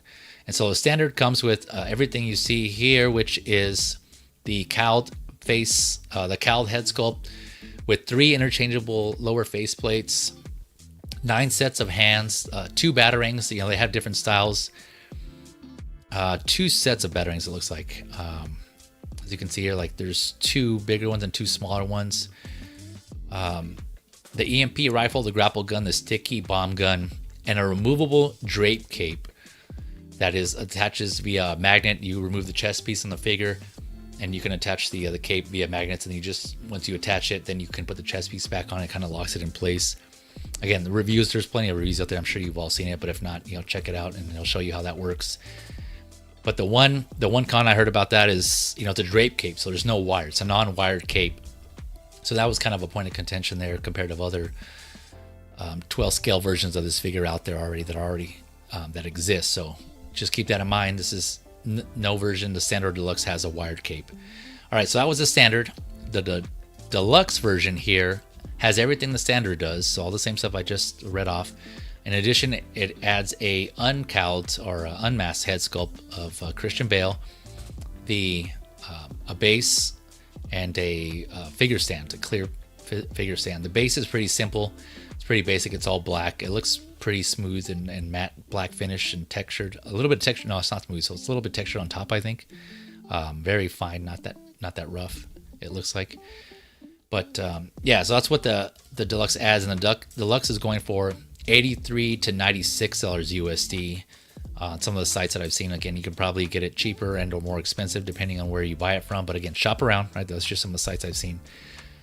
And as far as the release date, so that one's another interesting thing too. I've seen the few websites I went to, they were all over the place. Some said Q2 of this year, others said Q4 of this year. And so you can just chalk it up to sometime this year. It's coming out sometime this year. When it is, I don't know. I don't know what's going on with that. But yeah, you have a window of the rest of the year. All right, sorry, I had to take a drink there. Okay, so yeah, again, like I said, they were touting like, the standard and deluxe prices were like $51 and $70 something or $69 or something like that. But in reality, I think if we get it here in the States, that may be the price for people who are there in China or the Asian markets who are able to get it directly from Inart or directly from the source or wherever. It's probably that price. But for us here in the States, we got to pay a little bit of a markup there as usual, right? It's kind of what we see again with imports on our end. So let's go through some of the photos here. Yeah, not definitely no shortage of photos and or videos. Like I said, there's plenty of content to look at and review this figure. Consensus, to kind of go into my thoughts and opinions, based on the reasons I've seen, the consensus is that this figure looks great. The painting is great. The detail is great. And I don't doubt that. I mean, looking at some of these photos, it does look awesome. I will say I already have a Mafex or Mafex version of this figure of Batman from the Dark Knight, which is what this is labeled Dark Knight Trilogy. And so I do have that version. And so I personally don't, as tempting as this was, I personally don't need to buy another version. I think I'm good with that one. But I was really curious on getting this just because of all the hype it's getting and to see how good it really is, because people were just saying nothing but good things about this. I don't think so some of the figures or some of the reviews I've seen, they did state some cons. Overall, though, I think the consensus was everyone was blown away by how good this figure is, saying that it was really as good as whereas people were saying. And so it's interesting because just to kind of hear people say like, oh man, this is like the best figure. I'm just so impressed or amazed by how good this figure is. And again, I'm not trying to take away from it. I'm sure it's great, but I personally have seen already other figures that have come out that are still pretty impressive in detail and in articulation. So I don't know when they say this is like one of the greatest figures. I don't know if they're talking about just this version or licensed in the license category, because this is licensed, in certain markets, or just 12 scale in general. I don't know. There's a lot of factors there, so I don't know what they're referring to. A lot of them didn't clarify, or I don't think any of them clarified. They just kind of generalized the best 112 scale figure. There was a couple of reviews out there where they did compare this to the Inart Mafex, which is the one I have. And so, a lot of in those reviews, they kind of mentioned the range of the articulation on this figure wasn't as good as the Mafex. The Mafex obviously has a wired cape. This one doesn't, like I mentioned. One of the things here also is that the faceplates on this one, the 3 interchangeable faceplates, to me, they look pretty similar. There's not enough of a difference between the three. I'm sure there's like a slight smirk or a lip curl or a chin, I don't know, chin tightness or something that I'm not picking up on or something. I don't know. They just, from afar, they look pretty similar. And some of the reviewers have said that as well. Whereas like in the Maverick, for instance, those are pretty distinct. One has like a neutral face, one has like a yelling, growling face, and another one has like the white, like sonar eye look to it. And again, I'm just using Maverick because that's the one I have, and that's the one I'm kind of more familiar with. But there are other versions, SH Figuarts has theirs, I believe, and there's like other companies who did. I'm pretty sure there's some third parties out there. So there's multiple variations of this figure, and you definitely have options. But yeah, so one thing that this figure does have going for it that a lot of reviewers, I think it seemed like the consensus was that it does look good. The paint apps, the detail, they were saying the proportions looks good on this. Again, I'm not too keen on that myself, so I wouldn't be able to comment regardless, because I'm not, I don't go into that much detail comparing like the actual body type with like the proportions and things like that. As long as it looks like somewhat reasonable, then I'm okay with it.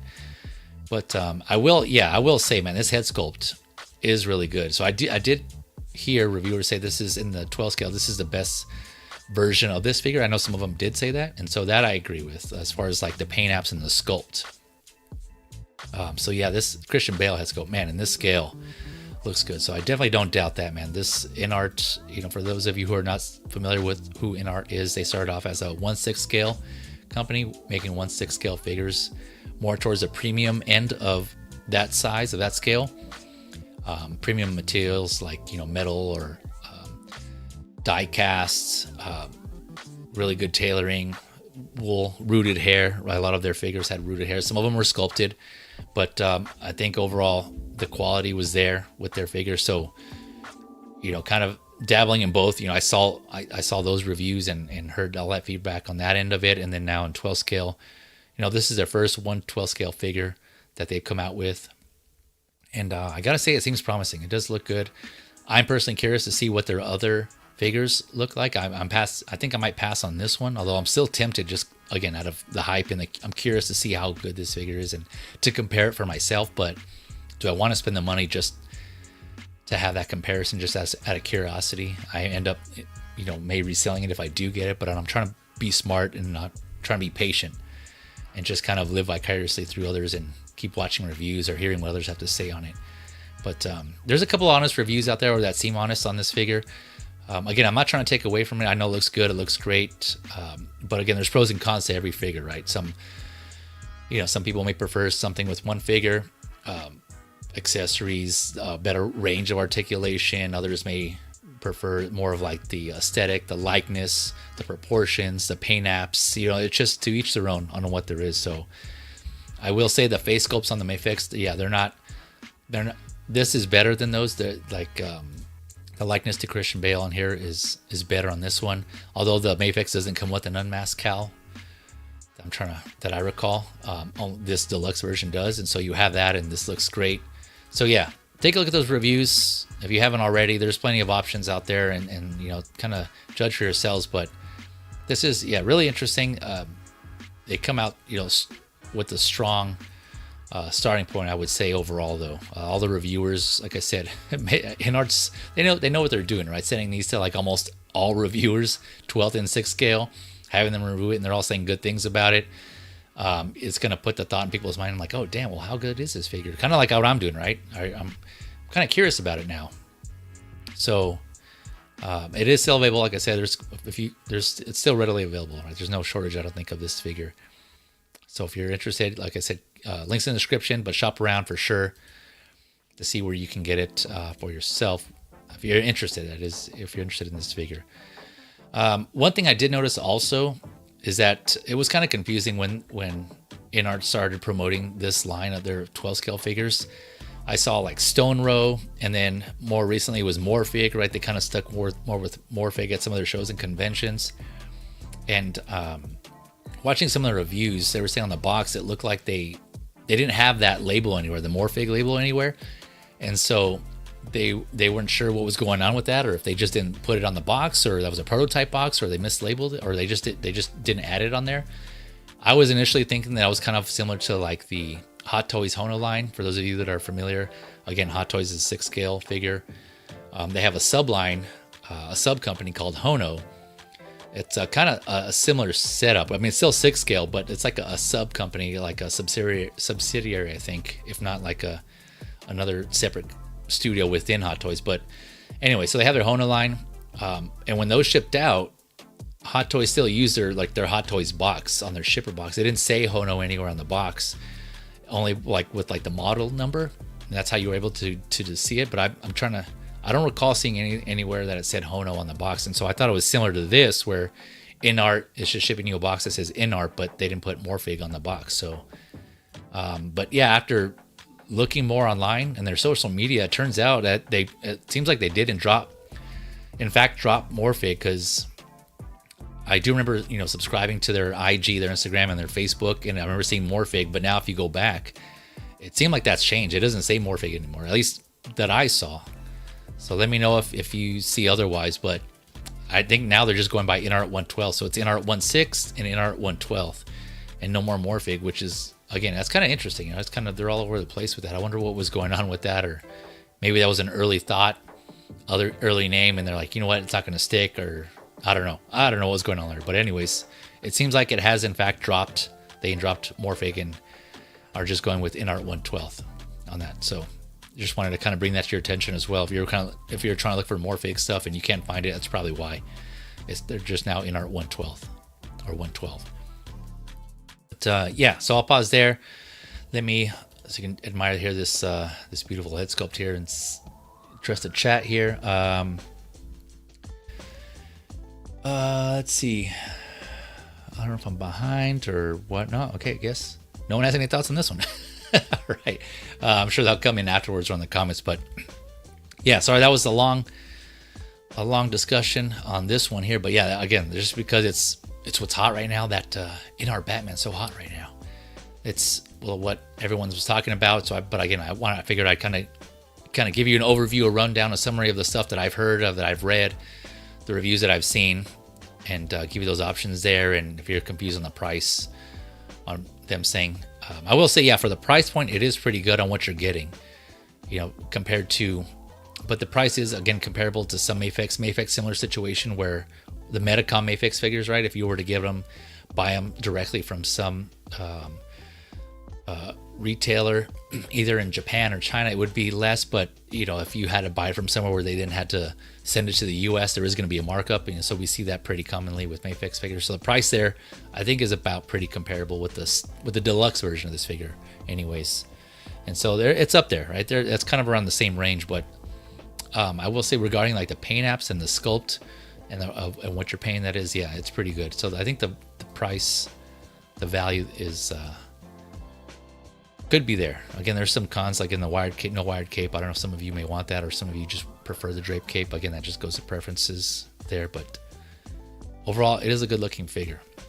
I was just really surprised when people were saying this is the best 112 scale figure ever. And I don't know if that's coming from other figures that those specific reviewers had, and then compared to what they have, that might be the case. This particular figure may be better than some of the other ones they may have. But for someone like me who collects other third-party, unlicensed, licensed figures, it wasn't a night and day difference for me. Granted, I don't have this figure, right? I'm just going off of reviews and photos and what I'm watching. I watch multiple reviews, and it doesn't seem like this would be a night and day difference to some of the other ones I have. But again, I could be wrong. I don't have it in hand. I may be singing a different tune if I do get it. But like, for example, here, let me show you me. I have this figure here really available. And I talked about this figure before. This is like the Bro Toys Kratos, right? So this figure I was like really impressed with here. Let me try to get my fan out of the way. But I think I showed this before, and I talked about this on a previous figure lowdown. This is using like new molding technology, whereas typically molds are created using, or sculpts are created using like 3-axis molding technology. This was like using one of the newest ones, which is like a 5-axis, and I went over this when I talked about this figure. But yeah, just the details on this figure, this is, this created, there's so many intricate details and in the armor and just everything all around. But yeah, this was what I was personally like blown away by. So I don't know. So again, this is what I consider probably to be like really amazing. Like I said, I was really impressed by this one. Let's see if I can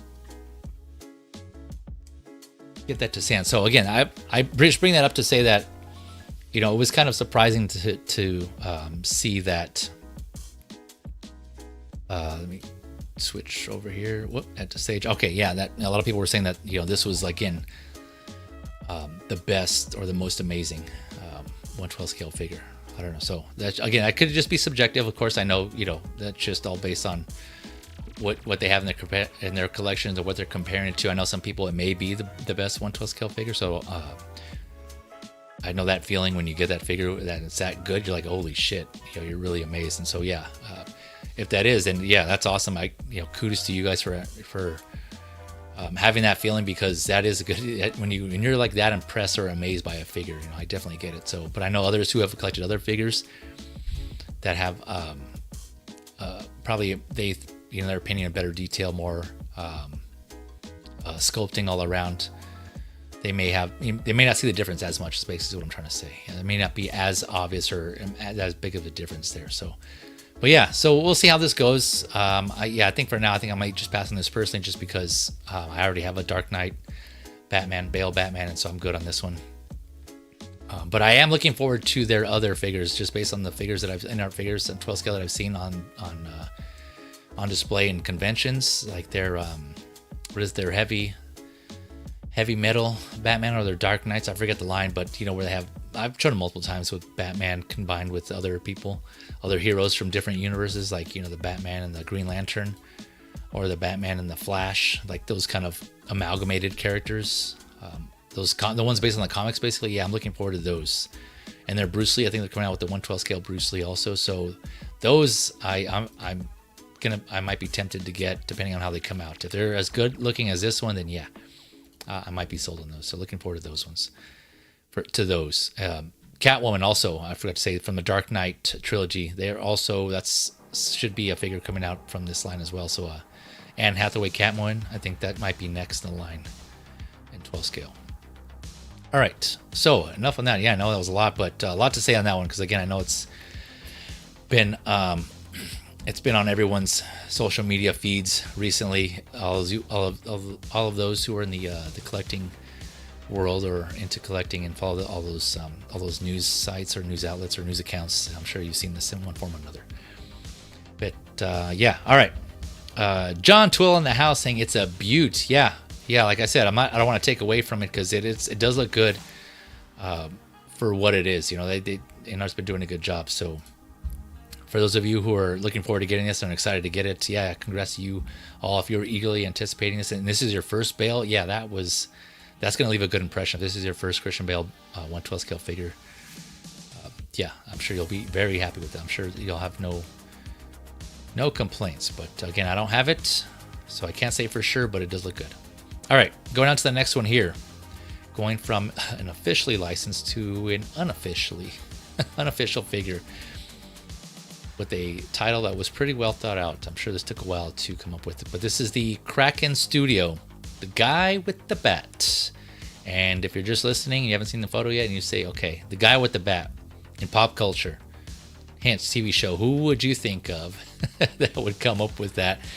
And yes, if you guess a character inspired by or based on someone from The Walking Dead, that is correct. This is, I'm guessing this should be based on Negan from The Walking Dead. This is the guy with the bat. So this is Kraken Studio again, $80 to $95 USD, set to come out Q4 this year, 2025 to Q1 of 2026. Comes with, we'll look at the accessories here.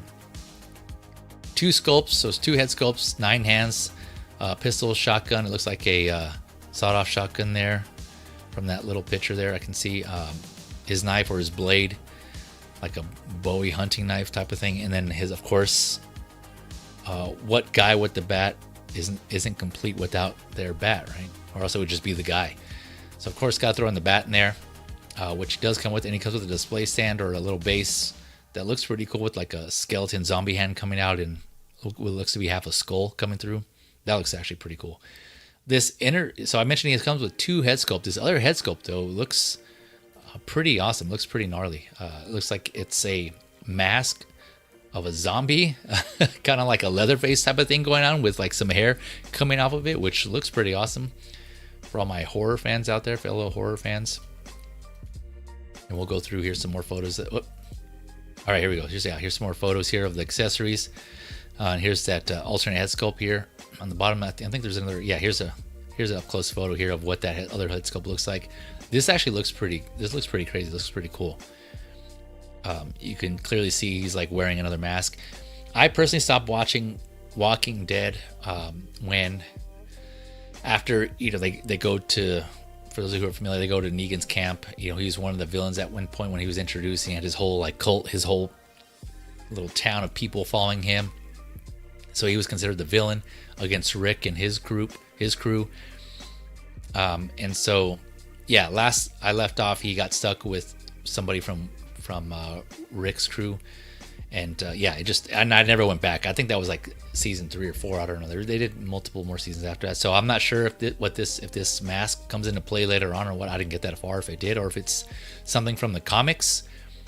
I want to say it's something from the comics though, because this company did release a figure that was inspired by or based on Rick Grimes, also from The Walking Dead. So there was that one came with a Rick Grimes sculpt based from the show, and it also came with the comic head sculpt that was of course based on his comic look, his comic appearance, which was pretty cool. So I'm guessing this might be a look from the comics for this character from the guy with the bat. I'm not sure. Let me know in the chat in the comments if that's the case. But yeah, so like I mentioned, this company has released that not Rick Grimes figure already. So if you're interested, go take a look at that review, at those reviews or those photos, and see to get an idea of what this one is. Based on a couple that I've seen, that figure, the paint seems to be pretty good. The paint and the paint applications on the clothes and the sculpt and the hands, like the hands and the head sculpt looked to be pretty good. It's just the likeness, it wasn't really there for that what character that's supposed to be inspired by Rick Grimes. And it kind of looks the same here, right, with this character that's supposed to be inspired by Negan. It's a little off. I mean, I can tell who it is, but it does look a little off here. But again, it's 12 scale and it's unlicensed, so I don't know if they're just taking some liberties or just getting as close as possible or what. But it does look good, nonetheless. If you're looking to go in on a 12 scale Walking Dead line, you got some options there on these figures. He has like this smiling sculpt, this standard Negan looking sculpt here, when the other one being that the masked look. But yeah, you can kind of see, this is kind of how I see him in the show, where I remember him kind of smiling like this with his bat Lucille in the background there. So yeah, and here it is again with the other sculpt, which does look pretty cool. If I were to get this, I think I would use this sculpt, just because this is like I said, it has more like a Leatherface type of vibe to it. And you could probably put it with some other horror figures if you wanted to. This looks, yeah, pretty crazy. Pretty crazy. So yeah, this is the guy with the bat 12 scale from Kraken Studios. All right, let me, let's see here. Where, let me address the chat here. SBeam saying, Feezy, I ordered this Batman. Oh man, nice, congrats. It looks like you're kind of worried there, so maybe I can, yeah, I'm looking forward to when you do get it. I'm curious to hear what your thoughts on it and what you think and comparing it to other figures. Yeah, that'll be cool. But yeah, congrats. I'm sure it seems like you wanted it, or I don't know if you're just curious like me, but either way, congrats on picking that up. John saying, I hate this for fans because so few figures increase in value more on 1/6, and it just feels good to have a couple of valuable toys in your collection. Which figure are you referring to? Are you referring to the Batman, John, there, or which figure are you referring to here? Yeah, I'm not sure here. As we were saying, I think it mask looked like it was season 8 or 9, maybe 10. Okay, yeah. So yeah, somewhere later on, right before, like way before I stopped watching. So I mean, way after, I should say, I stopped watching. So well, there you go. I've kind of been thinking about going back, but there's a lot of stuff out there to watch, a lot of TV to watch. Okay, so going on to the next 12 scale figure here. Let me close some of these here. All right. where are we at here? Okay. Going from the guy with the bat to the guy with the saber. This is the Play 112 Hermit Master. And I have covered some Play 112 figures before, all from the similar theme, which in this case would be Star Wars. So for all your Star Wars fans who may be familiar, or who, for those of you who haven't caught on to what this is, this looks to be based on the mythos Obi-Wan Kenobi. So the Obi-Wan, not from any like movie, right? This is kind of its own, like the mythos line is like a line that's like a, I want to say it's like a what if line. I'm not sure the actual origin or if there was a comic on that, but it's kind of like a I think it might be similar to a what if. Let me know in the chat here in the comments. But there's no actual, like, that I recall, source from, for sure, the movies or in the animated shows that I remember. So but there's a couple of figures from this whole like mythos line. We mostly see it in like in statue form or in 6 scale form, but this is the first that I've seen in 12 scale, which is kind of cool. So this is the Hermit Master, referring to, of course, what would be Obi-Wan. So this is going for $95 to $106 USD, setting a little shorter than your typical 6-inch figure. So it's just under 6 inches at 5.7 inches. So about 14.5 centimeters. Set to come out also this year, Q4 2025. And let me see if I can go into some the photo with all the accessories here. Oh, here we go. Okay. All right, so you have, of course, your different tunics, your robes, your hooded robe, your different garments here, your Jedi robe. All that's included, all fabric, of course. You have your backpack with 2 bedrolls and the bandoliers. You have 2 laser swords or lightsabers with a silver hilt and a black hilt, and then 2 removable lightsaber blades in different colors. Right, there's one's like a more neon blue, and one seems like it's a more kind of transparent or translucent bluish. I'm not sure what the difference is. I don't know if it's just they were just going for like the effect, like the paint application effects of like one looking lit and one like unlit. I'm not sure, but there are 2 different color variations of that lightsaber or laser sword. Let's see what else. He comes with a couple other things too: a long rifle, binoculars, a robot collar, a figure stand, and armor. So the armor that you can see here, I think is a reference to the Clone Wars armor that is not wearable. It says cannot be worn by figures. So I think it's just attached to the backpack, just kind of for as an accessory display purposes. But either way, it's cool. I think it's cool that they added that, just kind of for the aesthetic, for the look. Let's see the hands. Oh, so he has 6 pairs of hands, 3 gloved and 3 ungloved, as you can see here, 3 bare. It's all the hands here on the bottom. Yeah, so let's go through something. I think this looks good. And here's one of the figures they did previously. The first figures, the Play 112. I forgot what they call this, but it's supposed to be inspired by Darth Maul. And I did cover, like I mentioned, I covered some previous figures from this line. I think they also they're the ones that did the Anakin, which I think they called the Chosen One. They did a Luke Skywalker from like either Return of the Jedi or the Mandalorian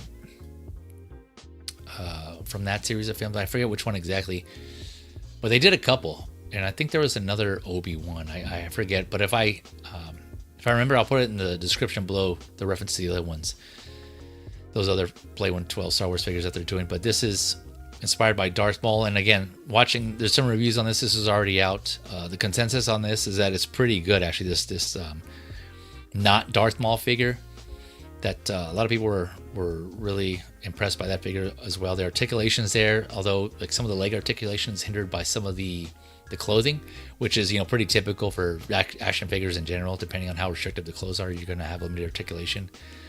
But the arms and the double elbows, it seems like everything else seems to articulate pretty well except for the legs themselves. But yeah, check out those reviews. So that was their first figure, and this is their 7th, it looks like. So the number on this one is POT 007 for this Hermit Master here.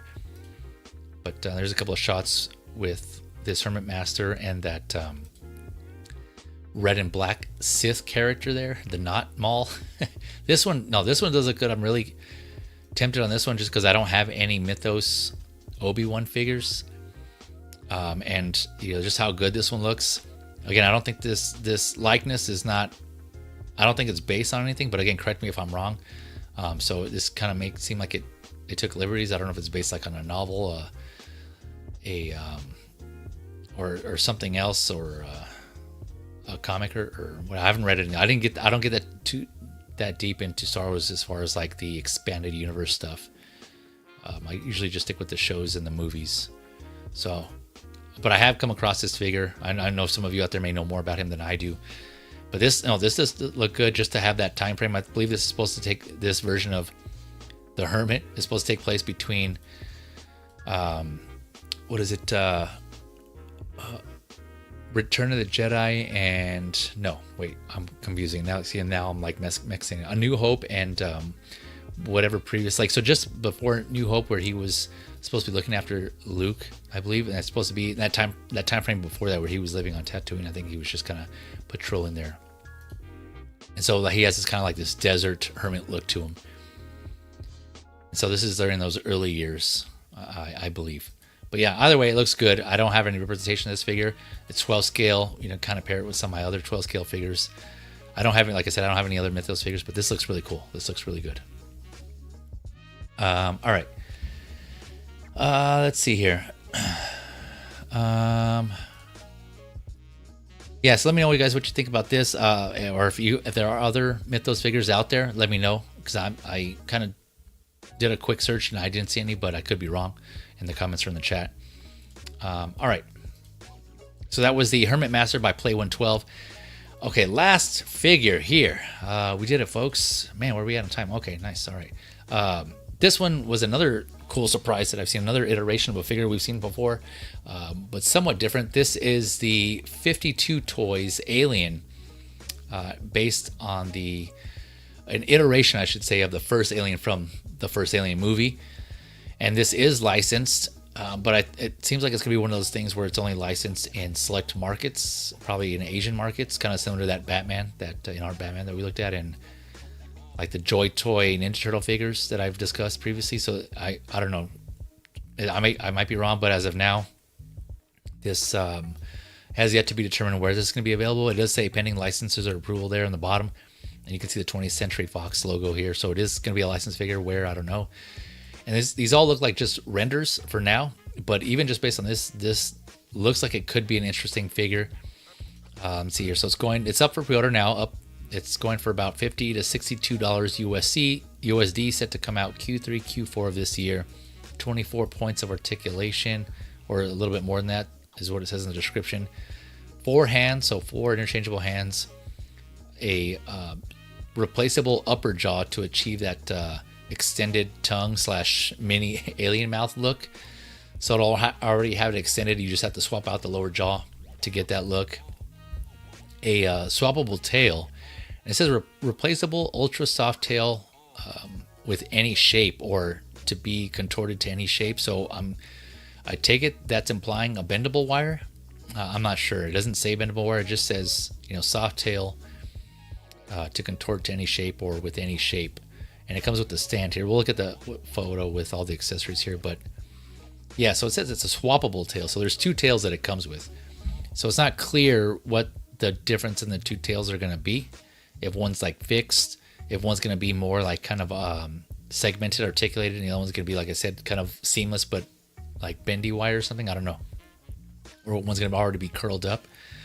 But yeah, so this was a design from the description. This was based on a design by Yoshi Undertake.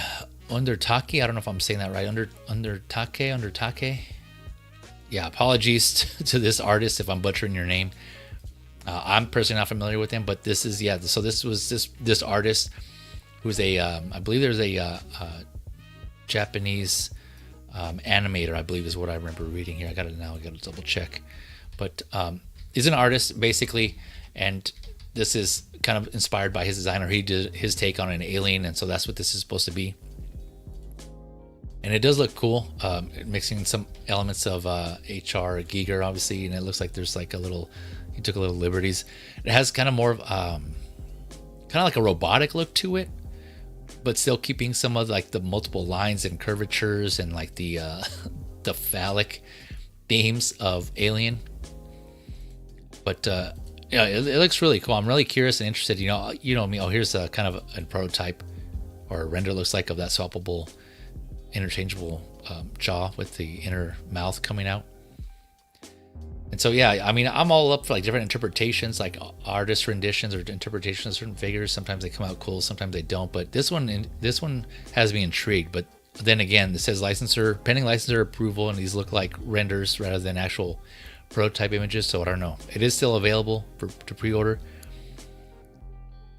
So I'm tempted just because I don't know. It's like always a risk, right? With again, it's not an unlicensed figure, but just in general with like figures we're not too familiar with, or a company who's doing like the figure for the first time, or unlicensed companies doing figures that we're not familiar with. It's always a gamble, a risk if a figure is going to come out as good as what the prototypes look. And that goes for anybody. Hot Toys, some of the major players as well, right? It's just like it's always a gamble. I touched on earlier, pending when it says final prototype may vary, or prototype shown, final product may vary. So it's just it's a gamble, and it's for sure with this one, especially going off of renders here, or photos, or like Photoshop images or rendered images. I don't know if it's gonna actually come out like this. I'm guessing they're gonna do their best they can to obviously capture what's here in the photos, but yeah, I'm not sure. So here you can see all the accessories, the stand. It's gonna look like it's gonna be a clear stand. The four hands and the replaceable jaw that you can see here on the top right.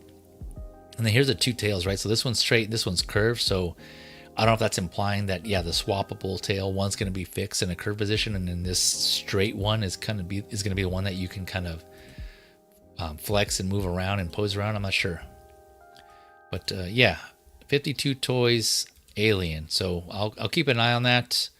If you're interested, obviously I recommend do the same.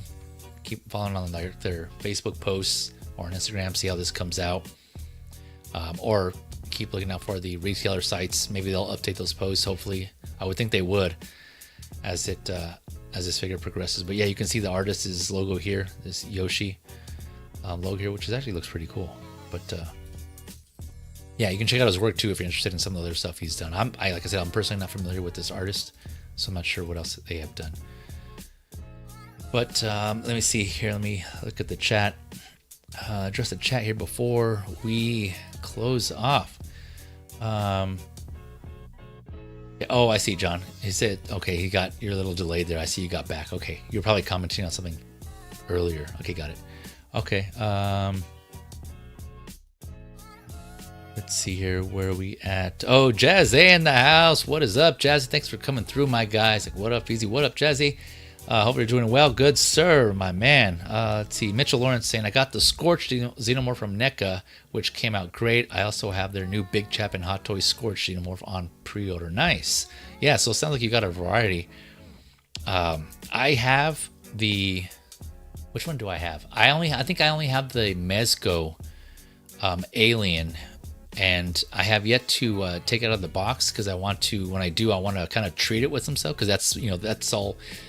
When that came out, they were kind of emphasizing their new seamless technology, because it has a seamless body for that alien, that Xenomorph. I think it's from the first Alien as well. And so I need to get something to treat it with, along with my other figures that I have that seamless body that I have displayed in their cases. So before I take that out, I want to make sure that gets preserved. But yeah, so I have that one. I can't remember if I have one from NECA. And so I don't have too many, as big of a fan I am of Alien, I do want to have an Alien figure. I don't have one from Hot Toys yet. I'm kind of holding off to see how the Hot Toys one comes out before I get that one, see how that one is. So yeah, but I'm interested in this one again, because it's like a different variation. I'm all about different takes, variants of certain figures. This one does look interesting to me, so we'll see. Well, we shall see. I don't know if I'm going to take the risk and take the gamble and just pre-order it and just hope for the best, or what. Then there's obviously on that side of, like we discussed on our previous figure lowdown, like if you don't pre-order something, especially more recently, it seems like companies may take that as like, oh, damn, these collectors aren't interested. We'll just scrap it because we're not selling enough. And or, if I do pre-order it, like I said, it doesn't come out as good. So yeah, there's a couple of risks there of pre-ordering, a couple of risks of not pre-ordering. So I really gotta sleep on that one. a little bit longer to see where I want to go with this. I'm leaning more towards pre-ordering just because, like I said, this looks cool. This looks good. This looks like it could be an interesting take on a figure we all know and most of us love in that sci-fi, the pop culture, movie, film buffs community, as well as the figure community. So we shall see. We shall see. But yeah, if you guys have heard, any of you in the chat or in the comments have heard about 52 Toys, let me know. I kind of did a quick search and I haven't seen anything else from them. So I'm not sure what their reputation is or what they've done before. It's kind of, when I type in 52 Toys, I see like other figures not related to this at all, like completely different. So I don't know what's going on with that. I don't know if that's the same company or what, but yeah, I'm not sure. I am curious though. It does have my interest. But ladies and gentlemen, collectors and collectorettes, we finished. We did it. We got through this just under 2.5 hours. Nice, diverse set of figures. Yeah, definitely. Like I mentioned, one of the reasons why I do this figure Lowdown, because there's a lot of figures out there, a lot of diverse. There's a variety out there, interesting stuff. Something for everybody, right? There's something for everybody out there. Every type of collector, whether it's 1/6 or 1/12, 1/10, probably a little more limited to 1/18. There's a bunch out there, so you can't go wrong. I'm sure someone's able to find something. If you're a fan of something, there's probably a figure of some type, of some iteration out there for you. But thank you all who tuned in, for watching, who stuck around this whole stream. For those of you who popped in for a little bit, just say what's up or just say hi, just catch a few minutes. It's all good. That's still time that I know that you sacrifice out of your day or your life to kind of tune in. So I appreciate it nonetheless. Either way, I appreciate your continued support. Okay, let's see. So as far as what's coming up, like I mentioned, I'll be on Figure Talk with the movie canon Geo this Friday, so be on the lookout on his stream for that.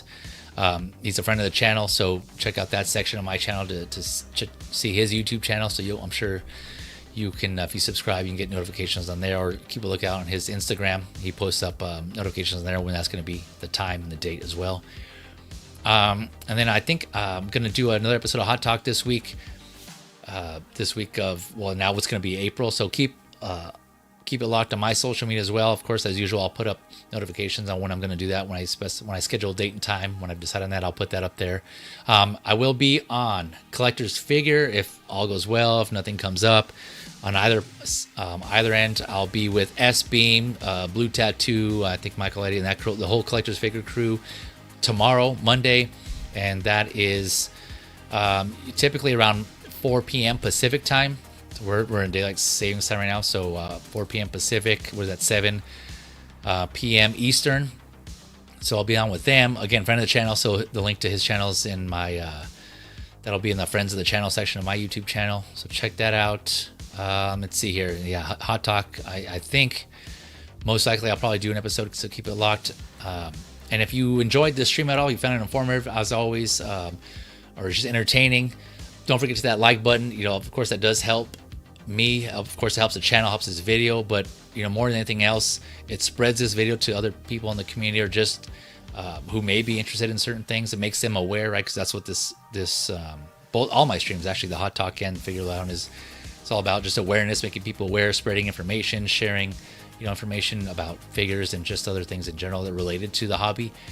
And so every like that I get, obviously that goes up. Every view that I get, that helps spread the video and make it known to other people. So I definitely would appreciate it, and I'm sure that would help out other people who see this video come across their feed and like, oh damn, what is this? And they check it out and they end up seeing a figure or a collectible that they didn't know about, or get some information they maybe weren't aware of. So yeah, I'm all for it. I appreciate that when I get other videos like that also that come across my way. I'm like, oh damn, what is this? I've never heard of that. I've never seen it, and I end up watching it. So yeah, it's how we get introduced to new content, right? It's just obviously the algorithm and just kind of sharing that information, or just even word of mouth.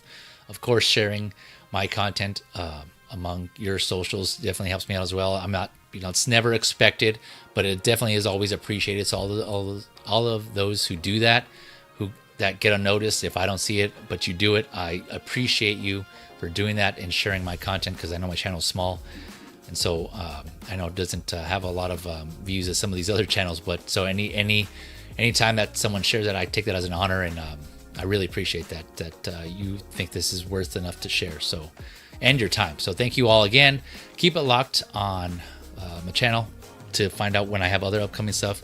And again, there's the VZ's Media that I do for entertainment media as well, where I cover movies, TV shows, video games. I haven't been too active on that one. That's kind of a little less infrequent, but anytime I get an idea or something I want to talk about, I have some things in mind for that one. But if you're interested, that's link in the description for that channel as well. So Feezy's Media is pretty self-explanatory, straightforward. You got Feezy's Figures and Feezy's Media. But with that, I think I have. Sorry if I forget anything. If there's anything I need to share, I'll put it in the description. But thank you again, all. Thank you to those who jumped in the chat. Yeah, Movie Canon, busy week for Feezy. Yeah, man. Looking forward to streaming with you this Friday. Let's see here. Oh, yeah, John. Yeah, thanks. You should speak to about Abai. I think that's how you pronounce that name. About coming on open mic night. Yeah, sorry, I saw that comment last time on Hot Talk or Figure Lowdown, and I saw that coming up. So thank you for that suggestion. I'll check that out, and yeah, I'll look more into that, and I'll consider that. But yeah, thank you for the suggestion. I appreciate you sharing the word that way and letting me know about that. I wasn't too familiar with that. So yeah, thank you, John. I appreciate that. And the support of, as always, definitely appreciate it for your time. Okay, so I think we're good on that one. Again, thank you all. Enjoy the rest of your weekend. And for those of you who have tomorrow off here in the States, enjoy your extra day off. Regardless, enjoy the rest of your week. Take care. It's getting crazy out there. So stay safe and enjoy the hobby. Enjoy any hobbies you have fun. And we'll see you next time. Later on.